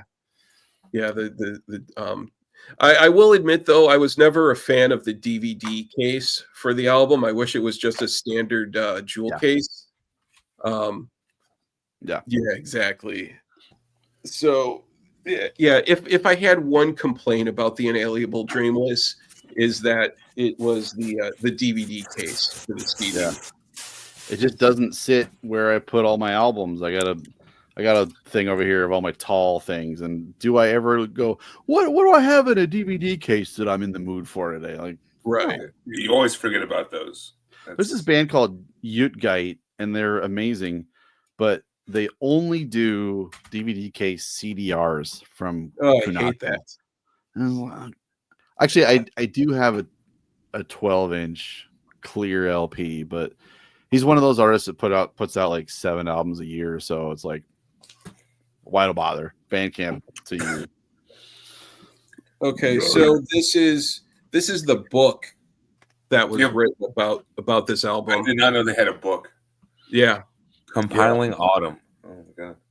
Apparently it's pretty difficult to find. So but it pretty much just is like a backstory to every song off of the album. And then going back to like right here, the jewel case or the DVD case, and then also they reissued it with a couple extra songs a few years ago, and so I have both of those. Yeah, I absolutely love Discordance Axis. It's just great stuff. Perfect. All right, cool. Ben, nice one. Nice one. I like that. All right, cool. Logan. All right. Let me see from there. Devin mentioned Spain, so I'm gonna pull my one Spain band. Looking for an answer. Mhm. You guys know, and this is probably some of the craziest artwork I got. We got like Jesus with tits and the pussy for a bloated stomach, and I don't know. This is a crazy album. Eterno Treblinka, is what it's called. So they're definitely from Spain, and they're definitely definitely vegan as fuck, and they stand behind it with every aspect of their artwork and their music. This is pretty blistering stuff. I would say it does borderline on that death metal delivery. So, Yeah. definitely lower vocals that are more death oriented than screamy, and they do break into some great death metal guitar riffs here and there. So I wanted to mention Looking for an Answer for sure, and I'm glad this is one of the bands Devin was thinking of when he brought up Spain. So Okay. Nice one. Okay, cool. yep, Eric knows them too. Cheers. Oh yeah. Looking Great. for an answer. Great band. It's good stuff. Okay, so Spain. Also, yeah, too. Going right back to the Takafumi Matsubara, I forgot to show this one. This is Self-Made God put out this EP a couple years ago. It's I think what it is it's just unreleased mortalized songs that he recorded. And I also like the one of the songs is called Fake and Poser Kill. He's so committed to the cause. He's writing songs about how he's like, no posers. But okay, so this is going back to Spain. This is a CD that I've had for ages, and I don't really know much that this band ever really went to go on to release much of anything else. And this is a split between two bands called Unsane Crisis and Hashash. Hashashin. I can't say it. It's like hash, but assassin. Put it that way. Never mind. The Unsane Crisis side of this is unapologetic Discordance Axis worship. They wear it on their sleeve, but it's even like screamier and blastier. Really good stuff. And this was put out Throne Records, which Throne nowadays they put out like a lot of like big name stuff, and this is one of the really early Throne releases. I probably got this I don't know, mid 2000s, maybe a little earlier than that, but yeah, the Unsane Crisis side of that is awesome. And then Spain, I don't know if these guys are Spain, South America somewhere. Rot. A Long Cold Stare. This is an awesome, noisy, nasty grind album too, with some really crazy sounding vocals too. It sounds like the microphone is in a pipe and he's screaming into the pipe or something. Like, it's really bizarre. Rot actually put out a new album a few years ago called Organic.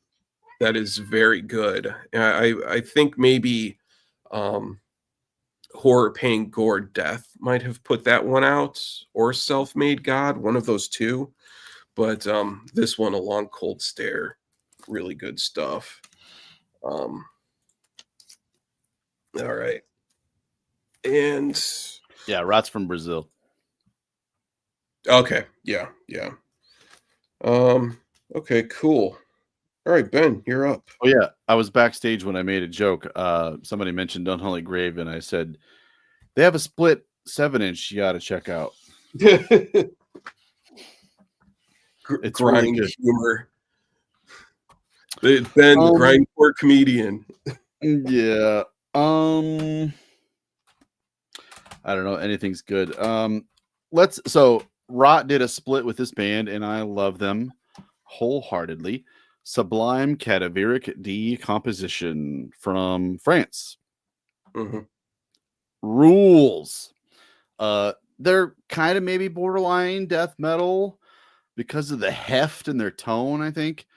But oh boy, at least so this one is definitely more grindcore. It is called, I think it's self-titled. Bones Brigade. Yeah, put this one out. I'm gonna say 98, 99, somewhere around there. One of the sickest logos. Come on. Yeah. I love that logo so much. I actually wrote them the other day on Facebook and said, "Do you have a patch of your old logo?" And then they kind of had a little hiatus for a minute. They're a band that kind of like keeps resurfacing, and I'm like surprised that they're able to keep things afloat. But then they did this Inventory of Fixtures album that's got a lot more kind of like snot nose, punky kind of riff sort of stuff going on, and it is so fun. I think this is something that could really be at home on Relapse or something like that. But it's a lot more of a newer release. Bizarre Leprous did this one, which is a label that did a lot of great shit. I don't know. I'm gonna say maybe 2010, maybe 7, somewhere around there.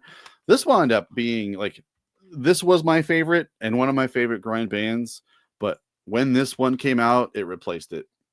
It's super good, and it's really different from their earlier stuff. Oh yeah, Gronabard is pretty kind of fun too. Gronabard. Yeah, this thing, if you haven't heard it, rules. Lots of punky, snot nose kind of stuff without deviating too far from being an actual grind record. Slaps, spanks, dumps, smokes, all that shit. I haven't heard of them, but I'll check that one out. Really? Yeah. Top 10 grind bands for sure. Yeah. Good to know. Good to know. Could you put that one in the chat so I can spell it accurately? And oh yeah, I appreciate it. Well, it's Sublime. I don't practice Santeria. Oh, is that the band? Okay. Cadaveric. Decomposition. Oh, okay, I got it. That helped a lot. The logo is like, the logo has like a big intestine just like hanging from the letters. It's so good. I wasn't able to see the album artwork that well, but I'm looking at the self-titled one now, and it's yeah, that's a good grindcore album cover.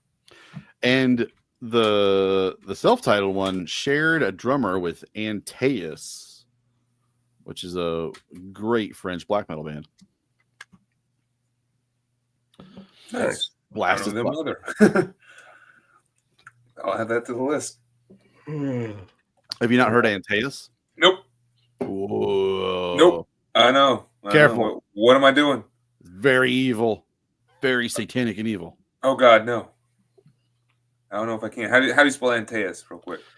Antaeus. Okay, sweet. Cut your flesh and worship Satan. That's the one. All right. Got it. Okay. So I'm assuming I'm going up real quick. I'm gonna mention this is a band I discovered within the last year or so, but I pretty underrated, and I think maybe why is because of their name, and the album artwork just does not do the music justice. This is Off-Grund with The Age of Dumb is the name of this album, and look at that album artwork. It's a dude shoving his head up his own ass while he's like bench pressing or like squatting. Dude, that's awesome. Christianity and money. Like it fits when you listen to the album, but you're not gonna buy this thing on that alone. Like I thought this was honestly like a new metal album cover, or like something that I would not necessarily enjoy. Yeah, I but know. If that was a country album, I would still take it home because of the cover and be happy about it. Well, I bought it because I listened to it first, and the music backs it up. It's 26 minutes of like more of that like death metal grindcore stuff. Harsher, like deeper, throatier vocals, very anthemic parts though that are like definitely anti-capitalist in nature. Um, Great band. This would probably be one of my biggest recommendations of the evening is check out Aufgrund, The Age of Dumb. Once again, can't the album title's cool too, I guess. I'm gonna look for that. Yeah, check that out. Yeah. I will mention it. The most ungrind and uncapitalist thing most capitalist thing I did was I bought this off of Amazon for $5. So, oh well. Yeah. Get it where you can. Good music is good music. All right, cool. I'm going to here's something that I meant to show earlier that I didn't. I forgot about it. And this is when we were talking about Napalm Death. This is Extreme Noise Terror Damage 381. This is the album where Barney did vocals on this one. I was just listening to this again yesterday, getting ready for this. This album's fucking rips. This is really good. Yeah. This is a really good album.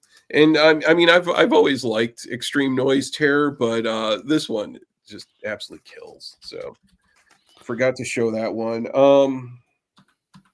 Okay, so here's talking about bands from Australia. My cat is The Kill. I absolutely love The Kill. So good. Yes. Yeah. This is all I have from them, but Make 'Em Suffer is a ripper. Oh yeah, I have that one. I have most everything that they put out. Dude, it's so good. It's some of the best, just single pedal blast beat screamy grindcore. And then the dude from the Kill, I think it was the guitarist, ran blast as fuck. Yeah. I mail ordered so much shit from Australia back then. But yeah, this stuff killer. And actually this album I think was produced by Scott Hall when he started to get into producing.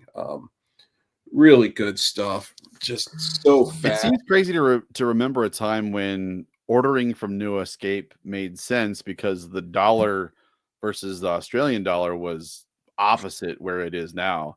And like I would spend like $25 and get like 3 or 4 discs from that label and distro, and it was cheaper than getting it from anywhere in the States. Yeah. Wow. And then you get them shipped without the jewel cases, and I ordered plenty of stuff from Australia back then, but the Kill, and then like the CDs. Unfortunately, I only ever got to see the Kill play one time. They played Maryland Death Fest, I think in like 2008. This was a 3-way split that they did with Noisier and Anti-Gamma, which is really good stuff. This was like a radio session that they recorded, and few other odds and ends, but yeah, Kill fucking awesome. One of my favorite grind bands, definitely. Okay. Calling, I wasn't calling Extreme Noise Terror grind. I was showing it because Barney did vocals on that album. But this one is grindy at times. It is grind at times. It's not a grind album, but it's grindy. Um, Berserker. The Berserker. Was that the Berserker that like That's electronic? the Australian, like almost industrial berserker, I think. Yeah.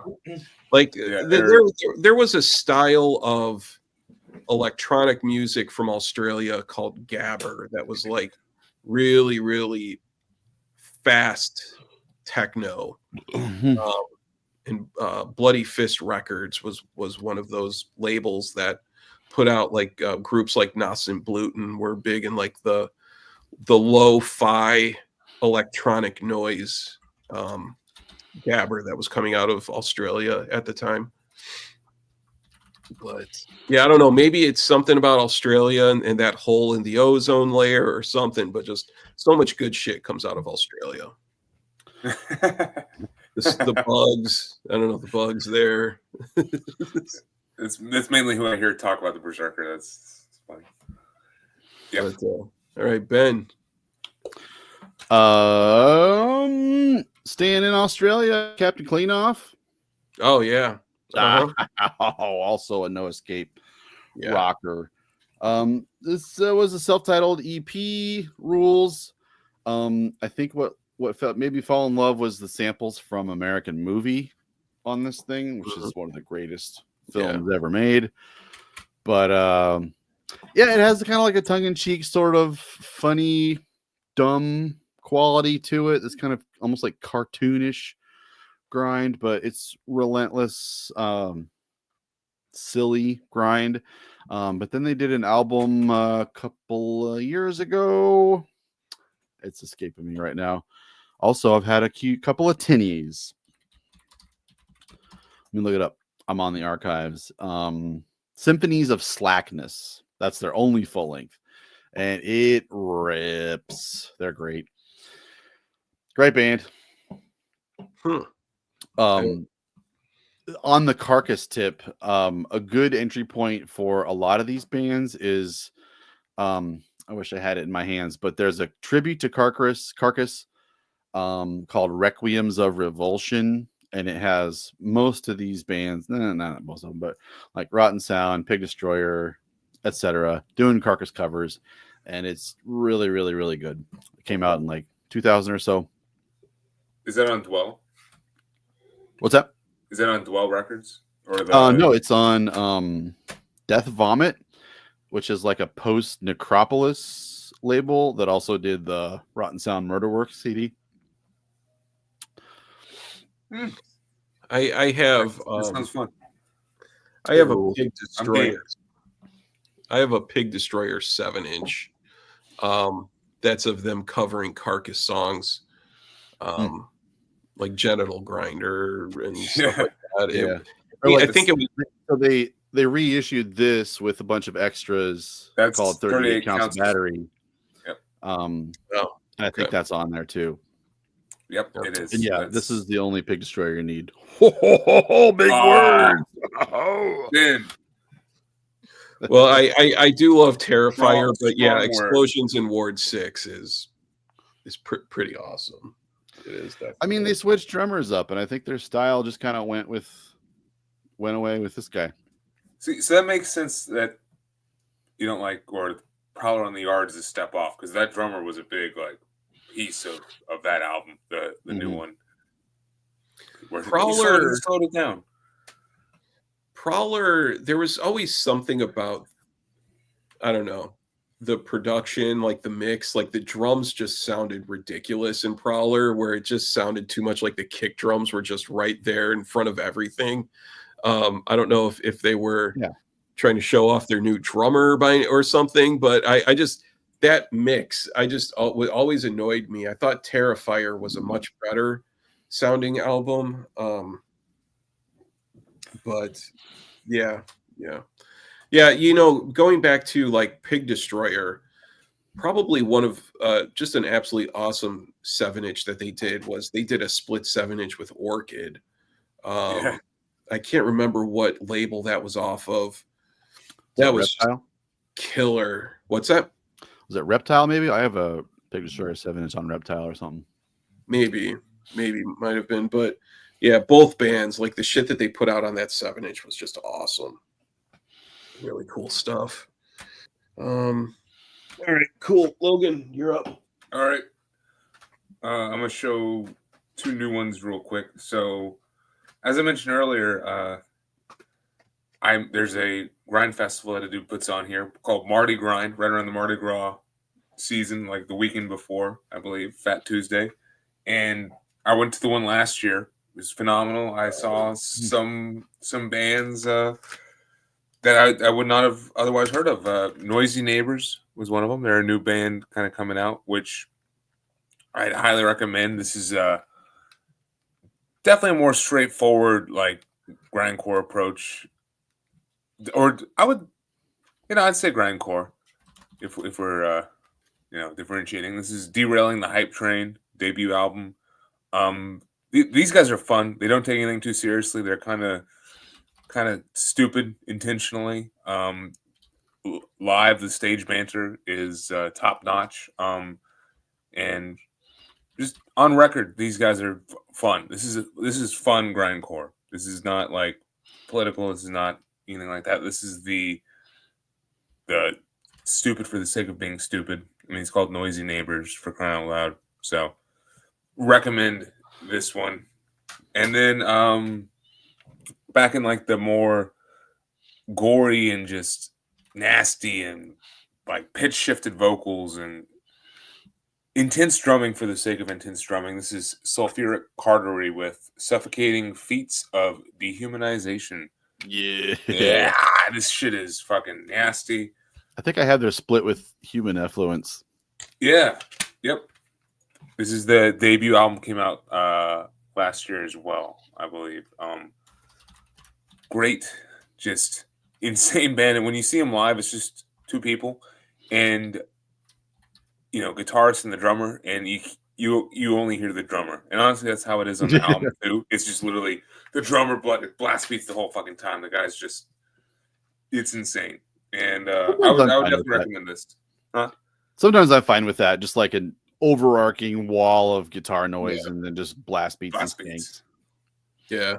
That is this. And this is why I like grindcore. You can enjoy it and have fun with it. You know why? Because it's fucking 15 minutes. I mean, like, it's a good segue of like almost turning the brain off and just being fine, basking in the noise elements of extreme metal. So Sulfuric Cartery does that for me, and this album definitely does.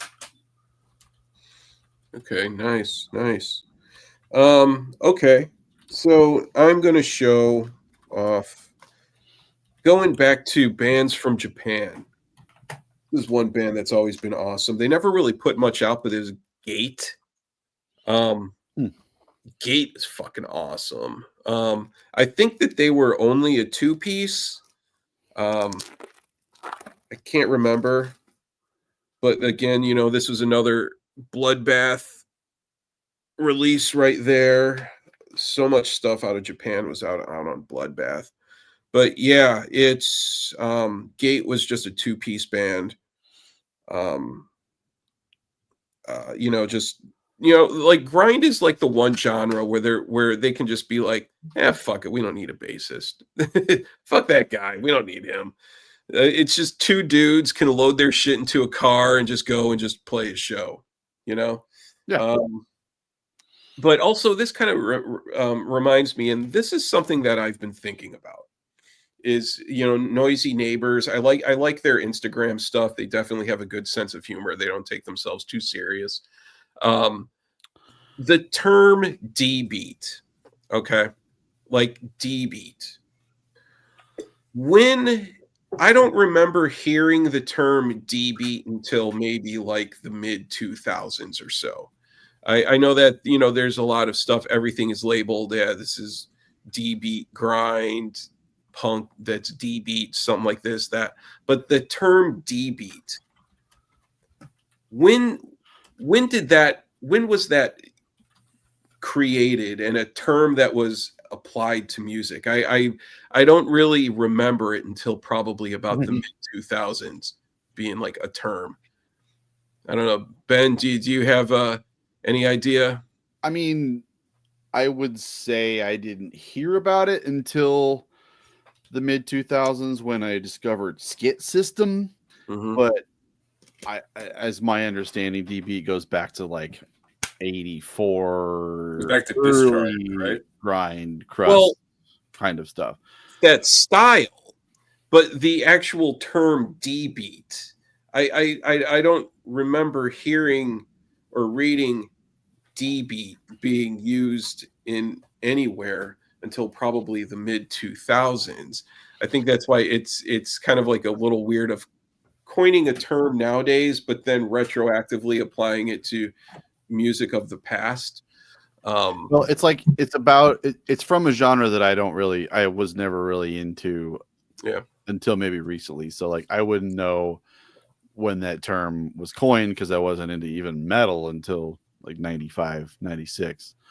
So if you were into like Bolt Thrower's first album when it first came out, I'm sure you would know what DB was all about back then. Yeah. Okay.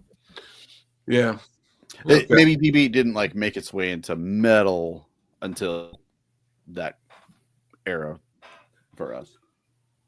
Yeah, it's just something where, you see the term D beat here and there and all that, but just thinking about like when I remember actually reading and something being coined as D beat, I didn't remember that until probably like mid 2000s ish or so. But also too, kind of punk like that just wasn't really like my main thing. So maybe it was just something that just flew past me. What are you gonna do? Oh, can't be everywhere. Yep, exactly. Okay. So whose turn is it? Is it my turn or? Yeah. Okay. Okay. So here's one, and this might be a controversial take. I'm going to show a couple because we're kind of running short on time.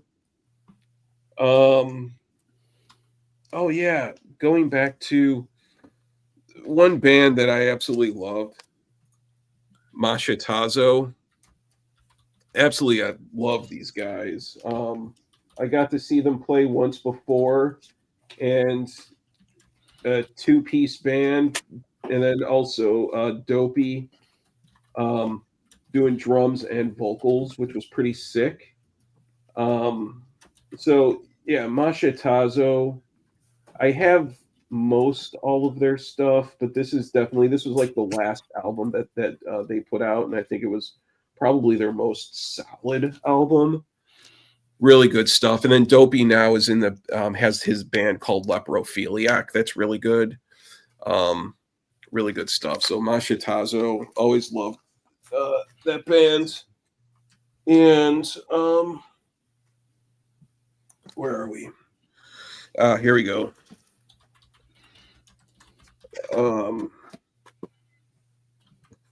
Nausea. And this is the LA Nausea. This is really good stuff. And who was it? I forget. The dude from Terrorizer. One of the dudes from Terrorizer. This was his band.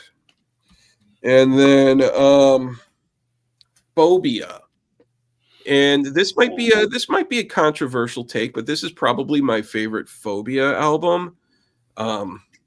Let me bring myself up here. Remnants of Filth? Remnants of Filth. I love this album. Really good production. It's a lot. It doesn't really get kind of punk like most of their stuff does. I think this one is kind of just more straightforward grindcore.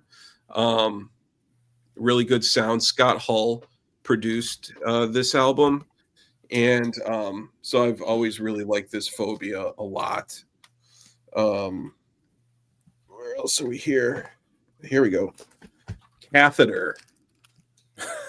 Catheter. What a name. What awesome stuff. Definitely always really liked Catheter a lot. And okay, so here's one. This is a newer one. Human Corpse Abuse. This was on Self-Made God. I think that the dude in this band, they play in Althor or something like that. Mhm. Adam Jarvis on drums and oh no, I think Adam Jarvis, isn't he playing Pig Destroyer maybe? I can't remember. And then Shelby Lermo, guitars and vocals. But it's they do grind really well on this album. So that's a good one. Yeah, Adam Jarvis is the Pig Destroyer drummer currently. Yeah. Okay, cool. And kind of going back to some classic Relapse, Exit 13. So there's that weed grind you were talking about. Stoner grind. Stoner grind shit. But it's also kind of really kind of jazzy at times too. It's definitely some bizarre stuff. If I was stoned, I probably wouldn't. This wouldn't be my first go-to, but classic stuff, especially from the early days of Relapse. I found Danny Liker. For some reason there was tons of Exit 13 in all the used bins I used to peruse, but I always wanted to find Brutal Truth. But somehow I wound up with like only Kill Trend Suicide, and like I have all the Exit 13. Do I ever listen to Exit 13? Not really ever. Yeah, especially not the jazz album they did. Yeah, I have for Exit 13. I also have this one that they did a few more hits, and then I have another CD that's like I think a 2-disc set that's like everything that they recorded. I did feel like Exit 13 leaned a little bit too hard into the stoner like aspect of it, like where it's like almost not serious enough. So I'm kind of with you, Ben. It's a little silly at times. It's like, what if we played off being bad on being stoned? Boom! Let's make a band. It's like you're not Mr. Bungle. You're not the Mr. Bungle of grind, right? Okay, so here in the chat you mentioned Danak. Man, I have dude, nice. Ben, are these the rest of your picks right here? My honorable mentions that I don't have physicals of. Oh, okay. Yeah, Danak right here. It's hard to get anything by Danak. It's all 7 inches that are insanely expensive. 1 sec. Is this a whole band here? Scenes from the complete annihilation of this planet multiplex. That's so my mind's mine is the band. Oh, okay. And then Multiplex is a Japanese band. Okay. I'm combining shit. Warsaw are an Aussie band that have a ton of 7 inches and demos. Yeah. So just get the discography. Not all of it's great, but some of it really is great. The Trap Them were called Trap Them. They were called Trap Them and Kill Them. And they have a demo that I have shared on my YouTube channel, and it's rare as hell. Like nobody's ever heard of this thing apparently, but that demo absolutely rips. Dude, I really enjoy Trap Them. So this is their initial band, is Trap Them and Kill Them. All right, I'm gonna check that out later. Okay. And then somebody, Devin in the chat was talking about Regurgitate. Yes, Hate-Filled Vengeance. Yeah. This is just an EP, but this is my favorite material from them. It's kind of rapey, but it's pretty boss. Yeah. Nice. A lot of people, I think, glommed onto them when Carnivorous Erection came out. It's fine. Yes, that's that band, yeah. And then Deviant was like okay, and then like Sickening Bliss was pretty good, but the early stuff is pretty good. Okay, cool. That Warsaw. I have back in my blast as fuck buying spree. I got that. There was a 2 CD discography of Warsaw stuff. I bought that. It's one of those things that I think just over the years it's disappeared somehow. I couldn't find it anywhere. But okay, cool. What I was talking before about when we were talking about Rot, this is the newest album by Rot, Organic, and this was put out on To Live a Lie. This is really good, like really good grind album. I forgot in the chat. I think Eric said that they were from They're from Brazil. Brazil. Okay, Yeah. all right, yeah. I couldn't remember where they were from. All right. What else? How much time do we got left?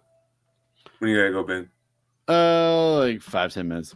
Yeah, How many more pulls do you got to show off? 1, 2, 2 7-inches and a 12-inch. Hey. Okay, we can Ben go. Yeah. I imagine you probably have some Dahmer pulled, so I might let you take over on the Dahmer. I don't have any Dahmer. Nope, that's all you. Oh, you know what? I didn't even go through my 7 inches. I have their discography on CD. I didn't pull it because I was like, he's gotta add this for sure. I don't know, really fast grind. It's stupid and perfect. Canadian grindcore. I have Mortville put out a Dahmer collection, I think, of all like 7 inches and stuff. I have that CD over there, but my Dahmer vinyl, I didn't even go through my 7 inches tonight. Oh yeah, no. Luckily with grind, I think a lot of people will like wait until a band has a dozen 7 inches out and then put out a compilation, so you have these kind of benchmarks. And like, I'm not a 7-inch guy. I've got maybe like, I don't know, 150 or so. I would rather have only 25 of them or so. Yeah. They're kind of a pain in the ass, especially with grind. They are.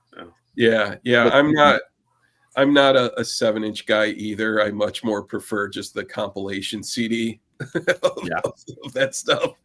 Okay, cool. I do have one here. It's Black Ops. I know this is kind of like scraping the bottom of the barrel, but I really, really dig this stuff. If you're into Retaliation from Sweden, anybody into this one? Okay. I don't know. It's great. It's got the drummer from Dawn's Slaughter Son. Morth plays in this band. Anyways, this is really, really great. Maybe the best Swedish grind I've ever heard, but the same guys play in Black Ops basically. And it's a split with Langche, which is a French band I've never really gotten into. Yeah. So just kind of a twofer there. And this is the only thing Black Ops ever did. Pain is weakness, leaving the booty.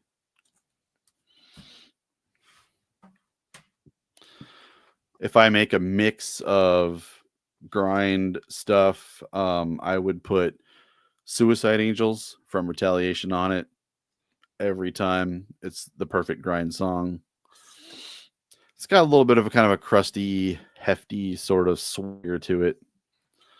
But guns don't kill people. Retaliation kill people. Oh man. All right, cool. All right, so is that everything that you have? I got 2 more, but go ahead. Okay, cool. I am going to show something that what about early cattle decapitation? Oh, there is some cattle decapitation tonight. This is a surprise, actually. I only like the early cattle decap when they were still partially the locust. Homovore, Human Jerky, and then really the third cattle decapitation is my favorite. I think the third one is awesome. But this, you can't deny this is really good, like gore grind. This is one of the, I think they just re-released this one. They repressed it. This is the original on 31G. But I think cattle decapitation at this time, I think it was like 2 members of the Locust were in the band at the time. But this is good gore grind, definitely. Which now that reminds me of something else that I didn't pull. But Let me put that in here. Let's do And a then- part 2 in March of next year. What's that? Let's do a part 2 in March of next year or something. I know, right? Like there's too much grind to show. So what are you drinking there, Logan? I shouldn't be. It's a Sunday night, but we're drinking a black lager from Shiner, one of the Texas bigger brewery. I was At least it's light. So I was at the grocery go to work store, tomorrow. and they had a Pig Destroyer beer there, Oh, and it Backstreet. had, you know, the typical album art that you would expect. Well, not naked women. No naked women on the beer can. But I almost bought it, but then I saw that the beer was like 10%. I'm like, oh, I can't drink stuff like that nowadays. Three Floyds, right? Because they collaborate with Pig Destroyer. Yeah, it's Three Floyds. Couple times. I don't even know what the ABV on this Hammerheart is, but usually they're like 6 or 8 or something. What is that Hammerheart? Is that a stout or a mesquite smoked porter brewed with spruce tips, 6% by volume. A rich smoked porter brewed with spruce tips in honor of the North Woods. Original artwork, but it's basically a panopticon beer. I love it. Dude, smoked beer is some of my favorite, actually. I love smoked porters, smoked lagers. They're I wish they still had a tap room. Let's go. Mm-hmm. All right. Okay, so I showed the cattle decap. Here's another one going back to bands from Australia. Internal Rot. I knew you were going to show that one. I was just waiting for it. Grieving Birth. This is really good stuff too. I like their first one that has what's her name? Hounds of Love on the cover. Kate Bush. Yeah, the first Internal Rot has Kate Bush on the cover. This one, I guess she's like a UK actress or something like that. But yeah, this is really good. Just straightforward, blasty, scrawly grindcore. Of course, it's blast as fuck. God, what a label. What an absolute amazing label. It put out so much good shit. Yeah, Internal Rot was really good. Have you ever seen that YouTube show called What Are You Listening To? It's he live streams on Friday nights, like the same time that Marty and Alan are live streaming. But he's some dude in the UK, and then he'll have like 4 other guys who are guys or ladies who are playing bands or whatever, and then they'll just do what we're doing right now. But he has like this LP sitting back on the shelf, you know, somewhere. But yeah, this is really good shit. Yeah. All right, so that's, and then okay, so here's something fun. Here's fun. Grind is often fun. It's silly. This is okay. So Eric was asking about insect warfare. Here we go. See, there it is. Now, yeah, happy at least. I also have a box set that came out like 5 years ago or so, which is all of like the 7 inches and all of that type of stuff. This is Napalm Death Peel Sessions. And when I found this, I got this thing sealed, and I paid like $5 for it at the time. It still has the Tower Records sticker on it, but yeah, this is Napalm Death, and I collect Peel Sessions whenever I can find them. That's like my favorite Napalm Death. Oh, yeah, this is awesome stuff. This is Lee Dorian, Napalm Death Peel Sessions. And then, what else do we have here? Ulcer. I haven't thought about them in a long time. Yeah, this one. And then, here's one too that with me, it just goes without saying. Hell Nation. Love Hell Nation. I did a very emotional video when Al died, like about a year or so ago. I have a video on my channel as a tribute to Al. I always thought of them as Power Violence, but I think it's splitting ears.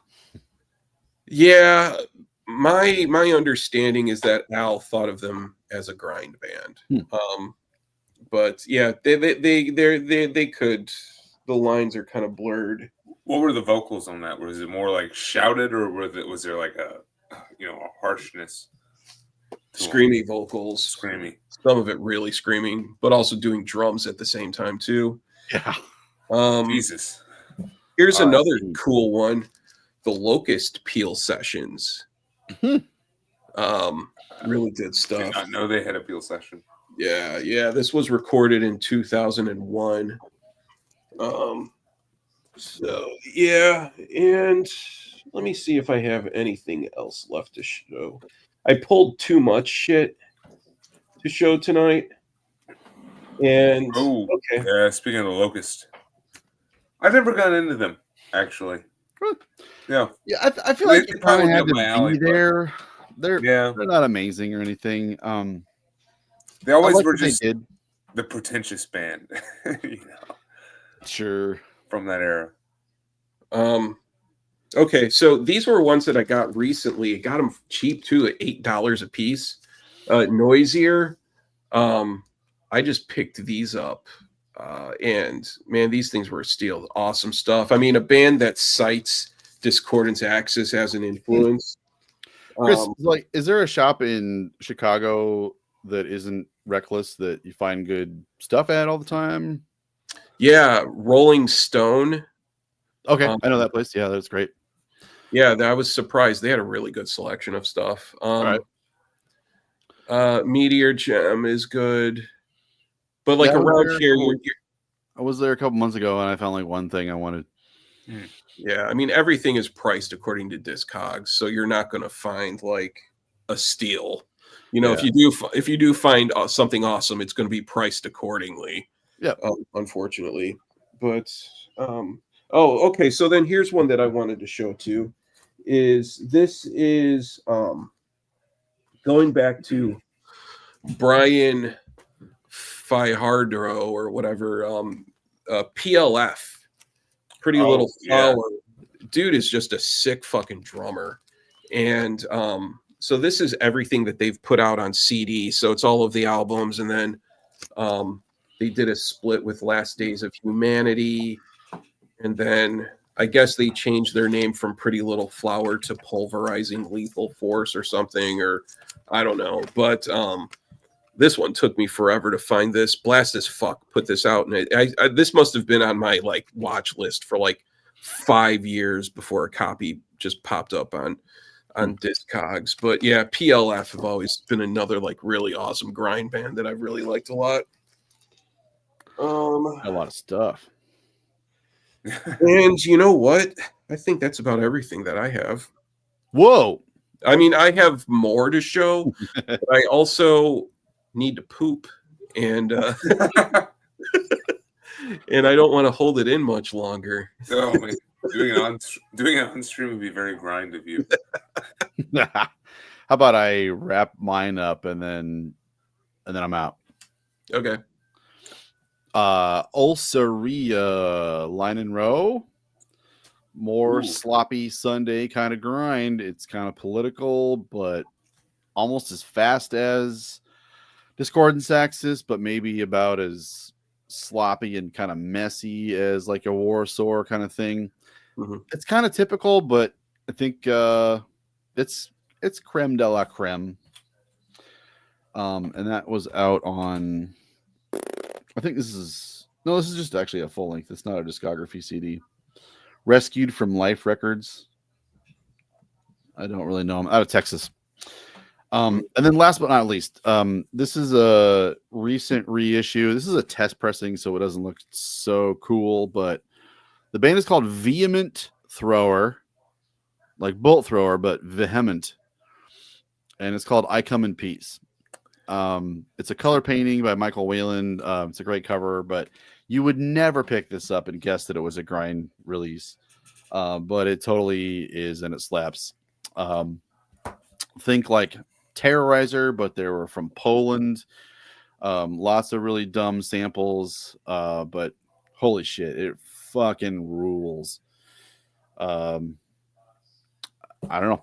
It's really silly and fun and kind of punky in a lot of ways. And God, it's worked its way into my heart a lot. A lot of it has to do with having a really stupid name. Gotta admit. But Nuclear War Now did a reissue of it on CD and LP a couple of years ago, and this is on sale for like $14 the other day, so I had to get it. Yeah. The test press was? Yeah. Nice. Nuclear War Now will have test pressing for really cheap sometimes. And as far as this is maybe the best recent grind discovery I've made in a really long time. Yeah, Rick knows what's up. It was making some noise back when it came out. But I think it kind of fell on the ears of a lot of death metal heads that were, privy to what Nuclear War Now would be reissuing. But it really deserves a spot in the pantheon of Eastern European grind stuff. It's not silly. They're really skilled. They wrote great songs. It's one of those things you're going to be tapping your steering wheel to pretty hard. Nice. And that is my pile. And I put my honorable mentions in the chat. Nice. Logan, you have anything left to show? If we're doing a part 2, I can save it till then. Yeah. We'll do more grind chat. We'll do another grind chat. I guess I do want to say that Grindcore to me has always been like the ugly, stepchild for the current metal VCLT. Like people don't talk about Grindcore enough. Or grind enough, in my opinion. Yeah. So this is fun. This is appreciated. Cheers. Great, awesome. Yeah, thanks for hosting, Chris. Yep. Yeah, thank you. Appreciate you guys coming on, and I agree, Logan. There's definitely not enough grind chat in the YouTube space, but we'll chat again. Anyways, everyone who's was watching, appreciate you guys showing up, and yeah, we'll talk again soon. Have a good one. Cheers, y'all. Peace. Bye, Rick.